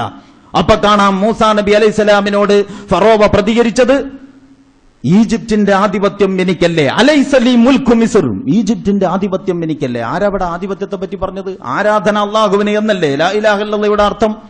അത് മൂസാ നബി അലൈഹി സ്വലാം പറഞ്ഞപ്പോ ഈജിപ്തിന്റെ ആധിപത്യം എനിക്കല്ലേ, ഈ പുഴകളൊക്കെയും ഒഴുകിക്കൊണ്ടിരിക്കുന്നത് എന്റെ നിയന്ത്രണത്തിലല്ലേ എന്ന് ഫറോവ ചോദിച്ചത് എന്തിനാ? മൂസാ നബി എന്താ പറഞ്ഞത് എന്ന് ഫറോവക്ക് മനസ്സിലായിട്ടുണ്ട്. നമ്രൂദ് എന്തിനാണ് ഇബ്രാഹിം നബി അലൈഹി സ്വലാമിന്റെ നേരെ ഇറങ്ങിപ്പുറപ്പെട്ടത് എന്ന് ഖുർആൻ തന്നെ പറയുന്നു. അലന്തറ ഇലല്ലദീ ഹാജ ഇബ്രാഹിമ ഫീ റബ്ബിഹി അൻ ആതാഹു അല്ലാഹുൽ മുൽക്ക്, അതാണ് വിഷയം എന്ന് അല്ലാഹു തന്നെ പറയും. അയാൾക്ക് അല്ലാഹു ഒരൽപ്പം അധികാരം നൽകിയിരുന്നു. ആർക്ക്? ഈ ഫറോവക്ക് നമ്രൂദിന്. ആ അധികാരത്തിന്റെ ബലത്തിലാണ് അയാൾ ഇബ്രാഹിം നബിക്കെതിരെ ഇറങ്ങിപ്പുറപ്പെട്ടത്. അപ്പോ ആ അധികാരം ഈ ലാ ഇലാഹ ഇല്ലല്ലാ പ്രയോഗത്തിൽ വന്നാൽ പിന്നെ നിലനിൽക്കില്ലെന്ന് നമ്രൂദ് ഭയന്നു. ഇതാണ് പ്രശ്നം. ലാ ഇലാഹ ഇല്ലല്ലാഹ്ക്ക് ഇങ്ങനെ ഒരു മാനമുണ്ട്. ഇത് നമ്മുടെ ഒരു വ്യാഖ്യാനമല്ല, പ്രവാചകന്മാരുടെ പ്രതിയോഗികൾക്ക് അത് ബോധ്യപ്പെട്ടു, പ്രവാചകന്റെ സ്വഹാബത്തിന് അത് ബോധ്യപ്പെട്ടു. റബീഉബ്നു ആമിർ എന്ന് പറയുന്ന പ്രബോധകൻ, പ്രവാചകന്റെ ദൂതനായിട്ട് റുസ്തമിന്റെ പേർഷ്യയുടെ സർവ്വസൈന്യാധിപനായ റുസ്തമിന്റെ കൊട്ടാരത്തിൽ ചെന്ന് സംസാരിക്കുന്നത് ചരിത്ര ഗ്രന്ഥങ്ങളിലുണ്ട്. എല്ലാവരും തലകുനിച്ച് ഇയാളുടെ മുമ്പിൽ ഭവ്യത കാണിച്ച് കടന്നു ചെല്ലുന്ന കൊട്ടാരത്തിൽ ഉയർത്തിപ്പിടിച്ച ശിരസ്സുമായിട്ട് ഇയാൾ ചെന്നു. ഒരു സഹാബിയാണ്. എങ്ങനെ ചെല്ലാൻ കഴിഞ്ഞു? അള്ളാഹുവിനെ അനുസരിക്കുന്നവൻ എന്നാണല്ലോ മുസ്ലിം എന്ന് പറഞ്ഞാൽ അർത്ഥം. അള്ളാഹുവിനെ അനുസരിക്കുന്നവൻ എന്ന് പറഞ്ഞാൽ ആ സ്വഭാവത്തിൽ വേറെ ആരെയും അനുസരിക്കാത്തവൻ എന്നാണ് അതിന്റെ മറുവശം. അപ്പോൾ ഒരു അനുസരണക്കേട് ഇതിന്റെ കൂടപ്പിറപ്പാണ്. മുസ്ലിം എന്ന് പറയുന്നതിൽ ശാന്തിയും സമാധാനവും അള്ളാഹുവിനുള്ള അനുസരണവും ഉണ്ട് എന്നതുപോലെ തന്നെ അള്ളാഹുവിന്റെ എതിർപക്ഷത്ത് നിലകൊള്ളുന്നവർ ഇതിലൊരു അനുസരണക്കേട് വായിച്ചെടുക്കും. എല്ലാ കാലത്തും വായിച്ചെടുത്തിട്ടുണ്ട്. ഇബ്രാഹിം നബി അലൈഹി സ്വലാമിൽ ഒരു അനുസരണക്കേടിന്റെ പ്രകൃതം നമ്രൂദിന് വായിച്ചെടുക്കാൻ കഴിഞ്ഞിട്ടുണ്ട്. മൂസാ നബി അലൈഹി സ്വലാമിൽ ഒരു അനുസരണക്കേടിന്റെ പ്രകൃതം ഫറോവകന്മാർക്ക് വായിച്ചെടുക്കാൻ കഴിഞ്ഞിട്ടുണ്ട്. മുഹമ്മദ് നബി സല്ലല്ലാഹു അലൈഹി വസല്ലമയിൽ അനുസരണക്കേടിന്റെ പ്രകൃതം അബൂജഹലിനും മുത്തുബത്തിനും ഷൈബത്തിനും ഒക്കെ വായിച്ചെടുക്കാൻ കഴിഞ്ഞിട്ടുണ്ട്. റബീഉബ്നു ആമിർ എന്ന് പറയുന്ന സ്വഹാബി റുസ്തമിന്റെ കൊട്ടാരത്തിൽ ചെന്നിട്ട് തലയുയർത്തി നിന്നിട്ട് പറഞ്ഞതെന്താ? ലിയുഖ്രിജന്നാസ മിൻ ഇബാദത്തിൽ ഇബാദി ഇലാ ഇബാദത്തില്ലാഹിൽ വാഹിദിൽ ഖഹാർ, അല്ലെങ്കിൽ ഇലാ ഇബാദത്തില്ലാഹി വഹദ. ഒരുപാട് ഇലാഹുകൾക്ക്, ഒരുപാട് ആളുകൾക്ക്, വ്യക്തികൾ തന്നെ വിധേയരാകുന്ന, പരമമായി വിധേയരാകുന്ന, എന്നിട്ട് ആ വ്യക്തികളുടെ മേലിൽ തന്നിഷ്ടം ചോദ്യം ചെയ്യാൻ ആരുമില്ലാതെ നടപ്പാക്കുന്ന അവസ്ഥയിൽ നിന്ന് മനുഷ്യൻ അവന്റെ സൃഷ്ടാവിന് മാത്രം വിധേയമാകുന്ന അവസ്ഥയിലേക്ക് കൊണ്ടുപോകാൻ. അതാണ് അദ്ദേഹത്തിന് മനസ്സിലായി എന്താണ് ലാ ഇലാഹ ഇല്ലല്ലാഹയുടെ അർത്ഥം എന്ന്. ഇത് മനസ്സിലാകുമ്പോഴാണ് പ്രശ്നം. ആ മനസ്സിലായതിനോട് നീതി പുലർത്തുമ്പോഴാണ് പ്രശ്നം. അതൊക്കെ അപ്പൊ ലാ ഇലാഹ ഇല്ലല്ലാഹ്ക്ക് അതിശക്തമായ ഒരു വിമോചന തലമുണ്ട്. അതിന്റെ ആരാധന പോലും ഈ ഒരു അല്ലാഹുവിന്റെ പരമാധികാര കാഴ്ചപ്പാടിന്റെ ഉള്ളിലെ ഒരു വശം മാത്രമാണ്. ലാ ഇലാഹ ഇല്ലല്ലാഹയിൽ ഒരു ശക്തമായ വിമോചന വശമുണ്ട്. ലാ ഇലാഹ ഇല്ലല്ലാഹയുടെ വിമോചന വശത്തിൽ നിന്നും ആ ഒരു വിദ്യാഭ്യാസം ഉൾക്കൊണ്ട ഉമറുൽ ഫാറൂഖ് റളിയല്ലാഹു അൻഹു, ഇപ്പൊ ഈ സംഭവങ്ങൾ നടക്കുന്ന ഈജിപ്റ്റ് ഉണ്ടല്ലോ, മിസ്ർ, അതേ മിസ്റിലെ ഭരണാധികാരിയായിരുന്ന അംർ ബിനുൽ ആസിന്റെ മകൻ, ചരിത്രത്തിൽ നിങ്ങൾ കേട്ടിരിക്കും, അംർ ബിനുൽ ആസിന്റെ മകൻ ഒരു കിബിത്തി വംശജനായ, കോപ്റ്റിക് വംശജനായ ഒരുത്തനെ മർദ്ദിച്ചു. അയാൾക്ക് അയാളുടെ ഭരണ പാരമ്പര്യമൊക്കെയാണ് അറിയാം. ആർക്ക്? കിബിത്തിക്ക്. അയാൾ വിചാരിച്ചു ഇത് ഗവർണറുടെ മകനാണ്, ഗവർണറുടെ മകൻ തന്നെ ഉപദ്രവിച്ചതിന് ഇനി ഗവർണറോട് പരാതി പറഞ്ഞാൽ നീതി കിട്ടാൻ പോകുന്നില്ല എന്ന് അയാൾ സ്വയം തീരുമാനിച്ചിട്ടുണ്ടാവും. എന്നിട്ട് അദ്ദേഹം ഉമർ ഭരണാധികാരിയായ കാലത്താണ്, ഖലീഫ ഉമറിന്റെ അടുക്കലേക്ക് പരാതി അയച്ചു. ഖലീഫ ഉമർ ഈ 3 പേരോടും മദീനയിൽ ഹാജരാകാൻ ആവശ്യപ്പെട്ടു. എന്നിട്ട് ഈ പ്രശ്നം കേട്ടതിന് ശേഷം ഉമർ റളിയല്ലാഹു അൻഹു പറഞ്ഞു, ഈ അമർദ്ദനം അന്യായമാണ്, അതുകൊണ്ട് തുല്യമായ അടി തിരിച്ചു കൊടുക്ക്. അങ്ങനെ ഈ വിധി തീർപ്പിന്റെ നീതി നടത്തിപ്പിന്റെ ആ ഘട്ടം കഴിഞ്ഞതിന് ശേഷം ചരിത്രപ്രധാനമായ ഒരു ചോദ്യം അംർ ഇബ്നുൽ ആസിനോടും മകനോടും ഉമർ അൽ ഫാറൂഖ് റളിയല്ലാഹു അൻഹു ചോദിച്ചു. മത്തസ്തഅബതുമുന്നാസ്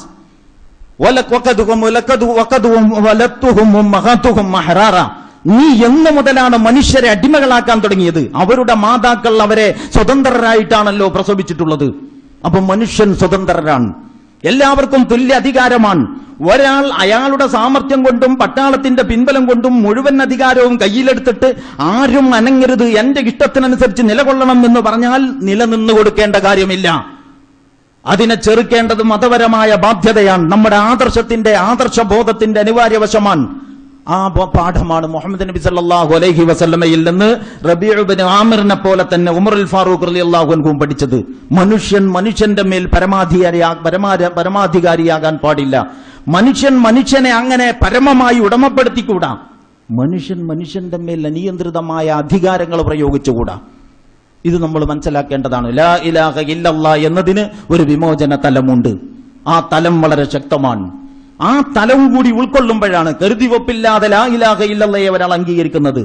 അങ്ങനെ കരുതിവെപ്പില്ലാതെ ലാ ഇലാഹ ഇല്ലല്ലാഹ്ക്ക് വേണ്ടി നിലകൊണ്ടവരാരും സമാധാനപൂർവ്വം കിടക്കപ്പായിൽ കിടന്ന് മരിച്ച സംഭവങ്ങൾ കുറവേ ഉള്ളൂ എന്ന് നിങ്ങൾ ഓർക്കണം. മൻ മാത വലം യഉസ് വലം യുഹദ്ദിസ് നഫ്സഹു ബിൽ ഗസ്വി ഫമാത ബിശുഅബത്തിൻ മിനൻ നിഫാഖ്. ഒരു ഹദീസിൽ റസൂലുള്ളാഹി സ്വല്ലല്ലാഹു അലൈഹി വസല്ലം പറയാൻ, ഒരാൾ അയാൾ യുദ്ധം ചെയ്തിട്ടില്ല, യുദ്ധത്തെ സംബന്ധിച്ച് സംസാരിച്ചിട്ടുമില്ല, എന്നാൽ നിഫാഖിന്റെ ഒരു അംശത്തോടു കൂടിയാണ് അയാൾ മരിക്കുന്നത് എന്ന് പറഞ്ഞാൽ എന്താ അതിന്റെ അർത്ഥം? എവിടെയെങ്കിലും ഒരു യുദ്ധം ഉണ്ടാക്കിയിട്ട് ചെയ്തേ പറ്റൂ എന്നാണോ? അല്ല, അതൊരു സന്നദ്ധതയുടെ വിഷയമാണ്. അതായത് ഇപ്പോ നമ്മളുടെ നാട്ടിൽ നമ്മൾ അള്ളാഹുവിന്റെ ദീനിനു വേണ്ടി നിലകൊള്ളുമ്പോൾ നമ്മളുടെ നിലനിൽപ്പ് അപകടപ്പെടുന്ന രീതിയിൽ പ്രതിയോഗികൾ വരികയാണെങ്കിൽ ദീനിന്റെ പക്ഷത്ത് നിൽക്കുമോ അതല്ല ദീൻ കൈവിടുമോ? അങ്ങനെ വരികയാണെങ്കിൽ നമുക്ക് അങ്ങോട്ട് കീഴടങ്ങിയാൽ എന്താ എന്നാണ് നമ്മളുടെ നിലപാടെങ്കിൽ അത് ഭീരുക്കളുടെ നിലപാടാണ്, അത് കാപട്യമുള്ളവരുടെ നിലപാടാണ്.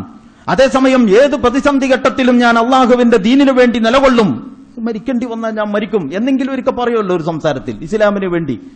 അങ്ങനെ ഒരു ചർച്ചയിൽ പോലും പറയേണ്ടി വരാത്ത ഒരു മാനസികാവസ്ഥയിലാണ് ഒരാളെങ്കിൽ അയാൾ നിഫാഖോട് കൂടിയാണ് മരിക്കുന്നത് എന്നാണ്. അപ്പൊ ഞാൻ പറയുന്ന ഒന്നാമത്തെ കാര്യം, എന്തുകൊണ്ട് രണ്ട് ധാരകളെ നമ്മൾ കാണുന്നു.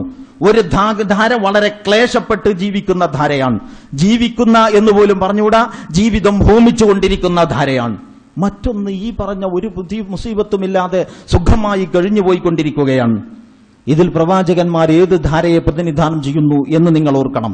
ആ ധാരയുടെ വക്താക്കളായി പ്രവാചകന്മാർ മാറിയത് അവരുടെ പിടിപ്പുകേട് കൊണ്ടല്ല, അവരുടെ പക്വത കുറവ് കൊണ്ടല്ല, അവരുടെ അവധാനതയില്ലായ്മ കൊണ്ടല്ല, അവരുടെ അനുഭവ പരിജ്ഞാനത്തിന്റെ കുറവ് കൊണ്ടല്ല.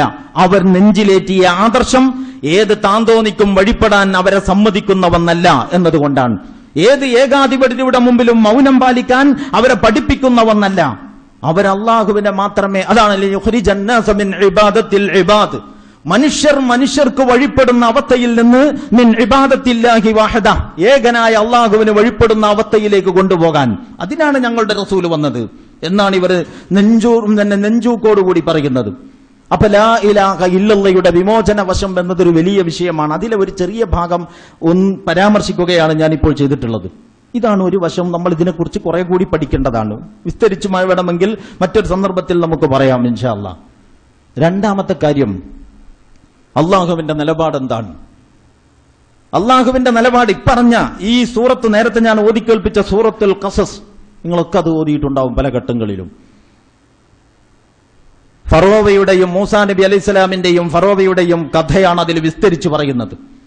പറയാൻ തുടങ്ങുന്നത് തന്നെ ഈ ഫറോവയും ഇന്ന ഫിർഔന അലാ ഫിൽ അർളി വജഅല അഹ്ലഹാ ശിയഅ എന്ന് തുടങ്ങിയിട്ടാണ് എന്ന പ്രസ്താവനയോടുകൂടിയാണ് സൂറത്ത് തുടങ്ങുന്നത്. അങ്ങനെ എല്ലാം തുടങ്ങി രണ്ടാമത്തെ മൂന്നാമത്തെ ആയത്ത് അതാണ് പ്രഖ്യാപനം.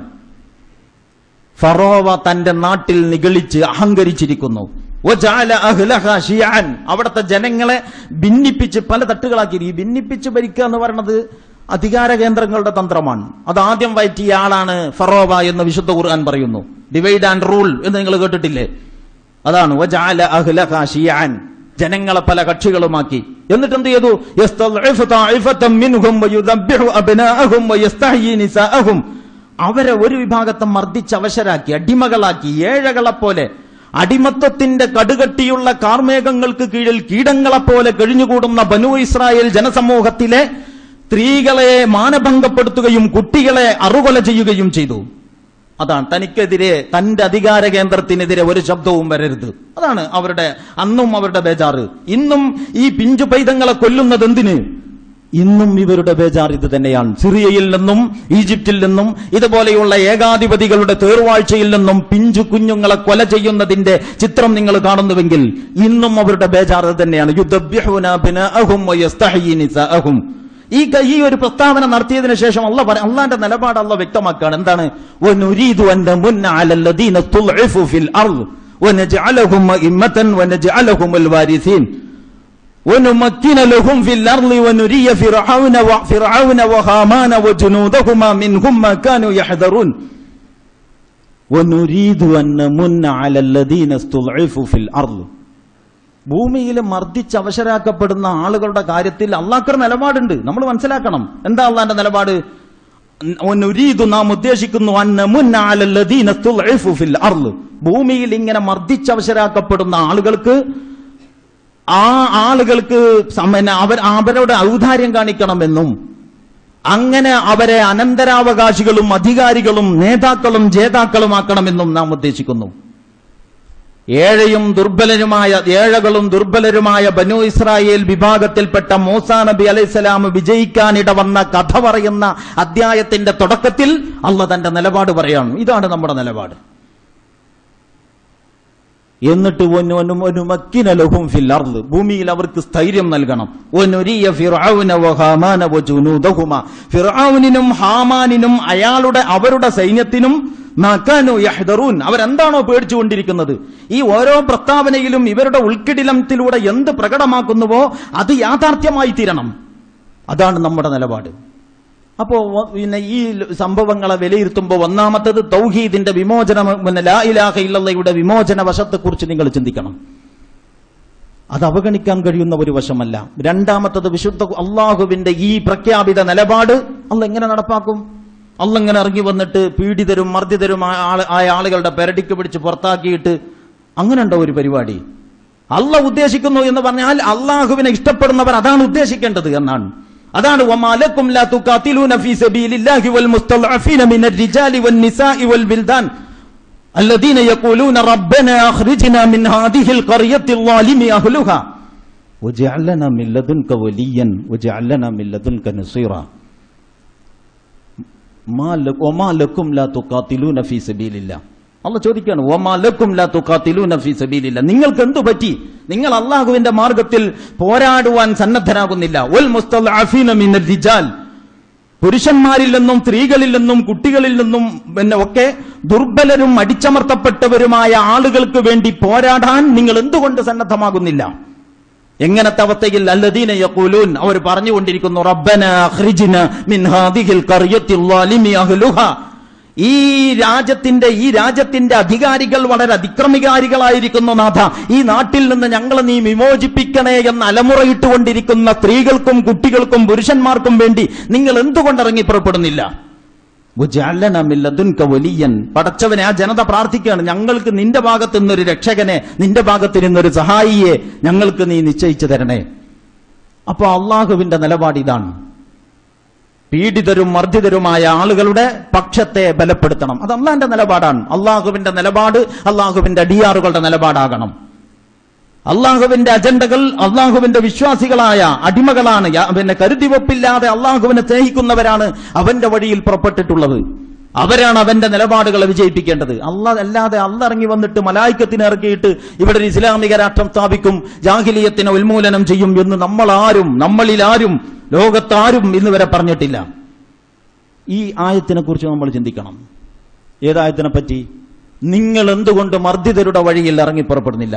ഈ ആയത്ത് ലോകതലത്തിലുള്ള ഇസ്ലാമിസ്റ്റുകൾ സ്വന്തം കുടുംബവും വീടും കുട്ടികളും ഒക്കെ കൈവിട്ടുകൊണ്ട് ഇത്തരം സമരങ്ങളിലേക്ക് ഇറങ്ങിപ്പുറപ്പെടുന്നവരുടെ പ്രചോദനം ഇത്തരം ഖുർആനിക അധ്യാപനങ്ങളാണ് എന്ന് നിങ്ങൾ ഓർക്കണം. യാ അയ്യുഹല്ലദീന ആമനൂ മാ ലക്കും ഇദാ ഖീല ലക്കും ഇൻഫിറൂ ഫീ സബീലില്ലാഹി സാഖൽതും ഇലൽ അർദ് അറളീതും ബിൽ ഹയാത്തിദ് ദുനിയ വമാ മതാഉൽ ഹയാത്തിദ് ദുനിയ ഫിൽ ആഖിറതി ഇല്ലാ ഖലീൽ. വിശ്വാസികളെ, നിങ്ങൾക്ക് എന്തു പറ്റി? ഇദാ ഖീല ലക്കും ഇൻഫിറൂ ഫീ സബീലില്ലാഹ്, അള്ളാഹുവിന്റെ വഴിയിൽ പുറപ്പെടണം എന്ന് പറയുമ്പോൾ ഇസ്സാഖൽതും ഫിൽ അർദ്, നിങ്ങൾ ഭൂമിയിലേക്ക് ആണ്ടുപൂണ്ടു പോവുകയാണ് എന്ന് ചോദിക്കുന്നുണ്ട്. ഇതൊക്കെ ഞാൻ ഇവിടെ പറഞ്ഞത് നമ്മളൊരു പോരാട്ടവും നടത്തണ്ട, അങ്ങനെ തെറ്റിദ്ധരിക്കരുത്. നമ്മളുടെ സ്വൈരജീവിതം ഒരു പാപവുമല്ല. നമ്മൾ സമാധാനത്തിന്റെ വഴിയെ നമ്മുടെ മാർഗത്തിലൂടെ മുന്നോട്ട് പോകുന്നു എന്നതൊരു അപരാധമല്ല. അതിനെപ്പറ്റി ഞാൻ പിന്നീട് അടുത്ത ആഴ്ച പറയാം, ബാക്കി ഭാഗം. പക്ഷെ ഇത് ഞാൻ പറഞ്ഞത്, ലോകത്ത് രണ്ട് ചേരികൾ ഉണ്ടായിട്ടുള്ളത്, ചരിത്രത്തിൽ രണ്ട് ധാരകൾ നമ്മൾ കാണുന്നത്, രണ്ടും ഓപ്ഷണലായി തെരഞ്ഞെടുക്കാവുന്ന സ്വഭാവത്തിൽ നിഷ്കളങ്കമാണ് എന്ന് നിങ്ങൾ കരുതരുത്. രണ്ടാൽ ഒന്നെടുത്താലും സ്വർഗമുണ്ട് എന്ന് നിങ്ങൾ വിചാരിക്കരുത്. അം ഹസിബ്തും അൻ തദ്ഖുലുൽ ജന്നത വലമ്മാ യഅതികും മസലുൽ ലദീന ഖലൂ മിൻ ഖബ്ലികും. അല്ലാഹ് ചോദിക്കുന്നില്ലേ? ഇത്ര ഖുർആൻ ക്ലാസ്സിൽ നമ്മളൊക്കെ പലപ്പോഴും കേട്ടിട്ടുള്ളതാണ്. നിങ്ങളുടെ മുമ്പുള്ളവർക്ക് കഴിഞ്ഞുപോയ മർദ്ദന പീഡനങ്ങളുടെ സ്ഥിതിവിശേഷം വരാതെ നിങ്ങൾ ചുളിവിൽ സ്വർഗത്തിൽ കടക്കാമെന്ന് ഉഹദിന് ശേഷാ ചോദിക്കുന്നത്. ബദറിൽ വിജയിച്ചു, അപ്പൊ സന്തോഷവും സമാധാനവും. ഉദറിൽ ആകെ കൂടി ഒരു അങ്കലാപ്പ് പിടികൂടി. പ്രവാചകൻ വരെ വധിക്കപ്പെട്ടു, പ്രവാചകൻ വരെ വധിക്കപ്പെട്ടു എന്ന അഭ്യൂഹമുണ്ടായി. അതിനുശേഷം അള്ളാഹ് ചോദിക്കുകയാണ്, നിങ്ങൾ എത്ര നിസ്സാരമായിട്ട് താങ്കൾ കരുതിയത് സ്വർഗം? നമ്മൾ ആലോചിക്കേണ്ടതാണ്. അതുകൊണ്ട് ലോകത്ത് പൊരുതിക്കൊണ്ടിരിക്കുന്ന സഹോദരങ്ങൾക്ക് അള്ളാഹു ധൈര്യം നൽകുമാറാകട്ടെ, അവരുടെ പക്ഷത്തെ അള്ളാഹു ബലപ്പെടുത്തുമാറാകട്ടെ. ഏകാധിപതികളെയും ധിക്കാരികളെയും അള്ളാഹു സുബ്ഹാനഹു വ തആല ലോകർക്കെന്നും പാഠമാകുന്ന വിധം കൈകാര്യം ചെയ്യുമാറാകട്ടെ.